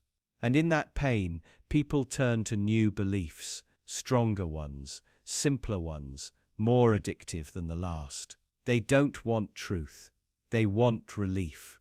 And anything that offers that relief, no matter how irrational, how cruel, how false, becomes sacred. And so belief becomes a kind of self-reinforcing prison, not held in place by ignorance, but by dependence, by fear. By the unbearable reality that if you let go of what you believe, there may be nothing left underneath. And maybe that's the final, most dangerous thought. that beneath every belief, yours, mine, everyone's, is a silence we can't stand to face. And so we fill it, not with truth, but with whatever keeps the silence away. Would you rather be beaten or ignored? The answer feels obvious at first. Pain is suffering. Silence is mercy. But only if you've never lived inside it, because pain, at the very least, tells you that someone sees you. Pain confirms your existence. It's cruel, but it's contact. Someone had to notice you enough to cause it. They had to look at you, think of you, decide to act. Pain says, I acknowledge you. But silence is the void. It's the removal of presence. It's the quiet, hollow space where someone once stood and no longer does. Not because there's nothing to say, but because you don't matter enough to be answered. You think of arguments, of screaming, accusations, words meant to hurt. They sting, but they connect. They pull you into a conflict. You're still part of a shared world, even if it's hostile. But when someone goes silent, it's different. They're no longer trying to win. They've stopped believing you're worth engaging. You're not an opponent. You're nothing. And that's what makes it unbearable. You try to reach out. You explain, apologize, beg. You try to provoke a response, even if it's anger. Anything but the absence. Anything but that cold, deliberate refusal to acknowledge your voice. You feel yourself unraveling, because there's nothing to push against. No reaction, no sign that your words land anywhere. Silence stretches, not like a pause, but like a verdict. It doesn't end, it doesn't shift, it just sits there, swallowing everything you send toward it. Eventually, you stop trying, you shrink, you grow quiet, too. Not because you've found peace, but because you've accepted you don't exist in their world anymore. And that's when the damage begins. Physical pain demands healing. It forces recognition, sympathy, intervention. But silence has no wound to dress, no scar to point at. It erases. It deletes without trace. It makes you question your worth, your presence, your very reality. It doesn't say you hurt me. It says you no longer exist. In relationships, this is called the silent treatment, a form of emotional punishment, wielded like a weapon. But unlike a slap or a scream, it leaves nothing visible behind, and so it's dismissed, minimized, ignored by others. You're told not to overreact, that it's just space, just someone needing time. But you know the truth. You feel it in your chest. You feel it in the growing sense of disappearance. Because silence doesn't just withhold words. It withholds validation. It withholds reality. It turns your need for connection into a weakness. Your attempts to repair into desperation. And after enough time, you internalize it. You begin to speak less. You question your perceptions. You stop reaching out. You convince yourself that you're too much, too loud, too needy. You apologize for existing. You diminish yourself, until eventually there's not much left to silence. That's why it's more powerful than pain, because pain is something you survive. You bear it. You recover. But silence isn't something you survive. It's something you absorb, slowly, quietly, permanently. And it doesn't stop when the silence ends. Even if they speak again, even if they come back, something remains broken. The knowledge that they were willing to erase you, even briefly. The awareness that they could vanish you without guilt and never explain, that part stays. It becomes part of how you see them and part of how you see yourself. You don't fully trust again. You don't fully relax. Because now you know what they're capable of. Not rage, not cruelty, but disregard, indifference. The decision to withhold presence, to let you vanish, alone, and you wonder how many times this has shaped who you are. Not the pain you remember, but the silences you don't talk about. The friendships that faded without closure, the messages that were never answered, the affection that turned to absence. All the quiet punishments that left no scars, just confusion, shame, and silence of your own. Maybe that's the worst part, that you learned the lesson, that now when you're hurt, you do the same. You shut down, you go quiet, you punish by disappearing, you wield silence like they once did. Because it's easier than pain, easier than confrontation, easier than being vulnerable again. But it's not mercy, it's a weapon. A slow one, a quiet one, but a weapon, all the same. And maybe now you see it clearly. Pain may hurt, but silence erases. Pain says, you matter enough to be hurt. Silence says, you're already gone. What if they changed your dreams, not to scare you, but to make you choose differently when you woke up? Not with threats or nightmares, nothing that obvious, just small things.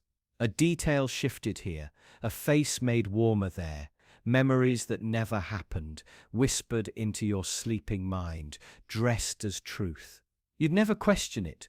You'd wake up and feel something new, something subtle, a thought, a preference, a conviction that feels like your own, but isn't. You'd have no idea it had been placed there. At first, it would feel harmless. You'd believe you just saw something clearly for the first time. A relationship that didn't feel right. A job that suddenly seemed like a dead end. A habit you thought you needed, but now felt empty. It would all make sense. You'd feel like you were waking up. But really, you'd already been asleep, because the dream didn't vanish. It stayed with you, quietly steering. A touch here, a hesitation there. You'd think you were changing on your own. You'd say it was growth, clarity, intuition. But the dream had been altered, and now so were you. How would you even know? You remember dreams poorly, inconsistently. You forget how they made you feel. What if the only thing that remained was the change in how you see someone or something? You think you dislike them because of what they did, but maybe you dreamed it. Maybe that memory of betrayal, that feeling of being wronged, was never real. So you distance yourself. You cut them off, and the damage is done. All without a single waking decision. Now stretch this further. Imagine someone did this systematically, not to you alone, but to everyone. Adjusting public sentiment, one dream at a time. Lowering resistance, increasing doubt. People waking up with the same quiet conviction. This policy makes sense.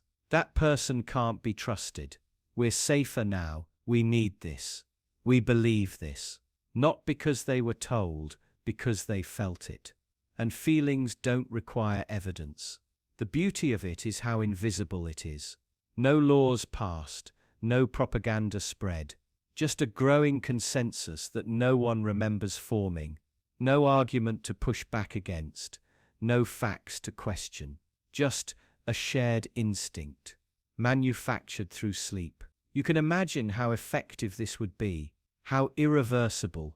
You can debate an idea, but how do you debate a feeling that woke up with you? How do you fight an influence you can't see? You'd be trying to untangle a lie inside your own mind, with no point of origin, no memory to inspect. Just the unshakable sense that what you believe is right, even if it isn't. Maybe this already happens.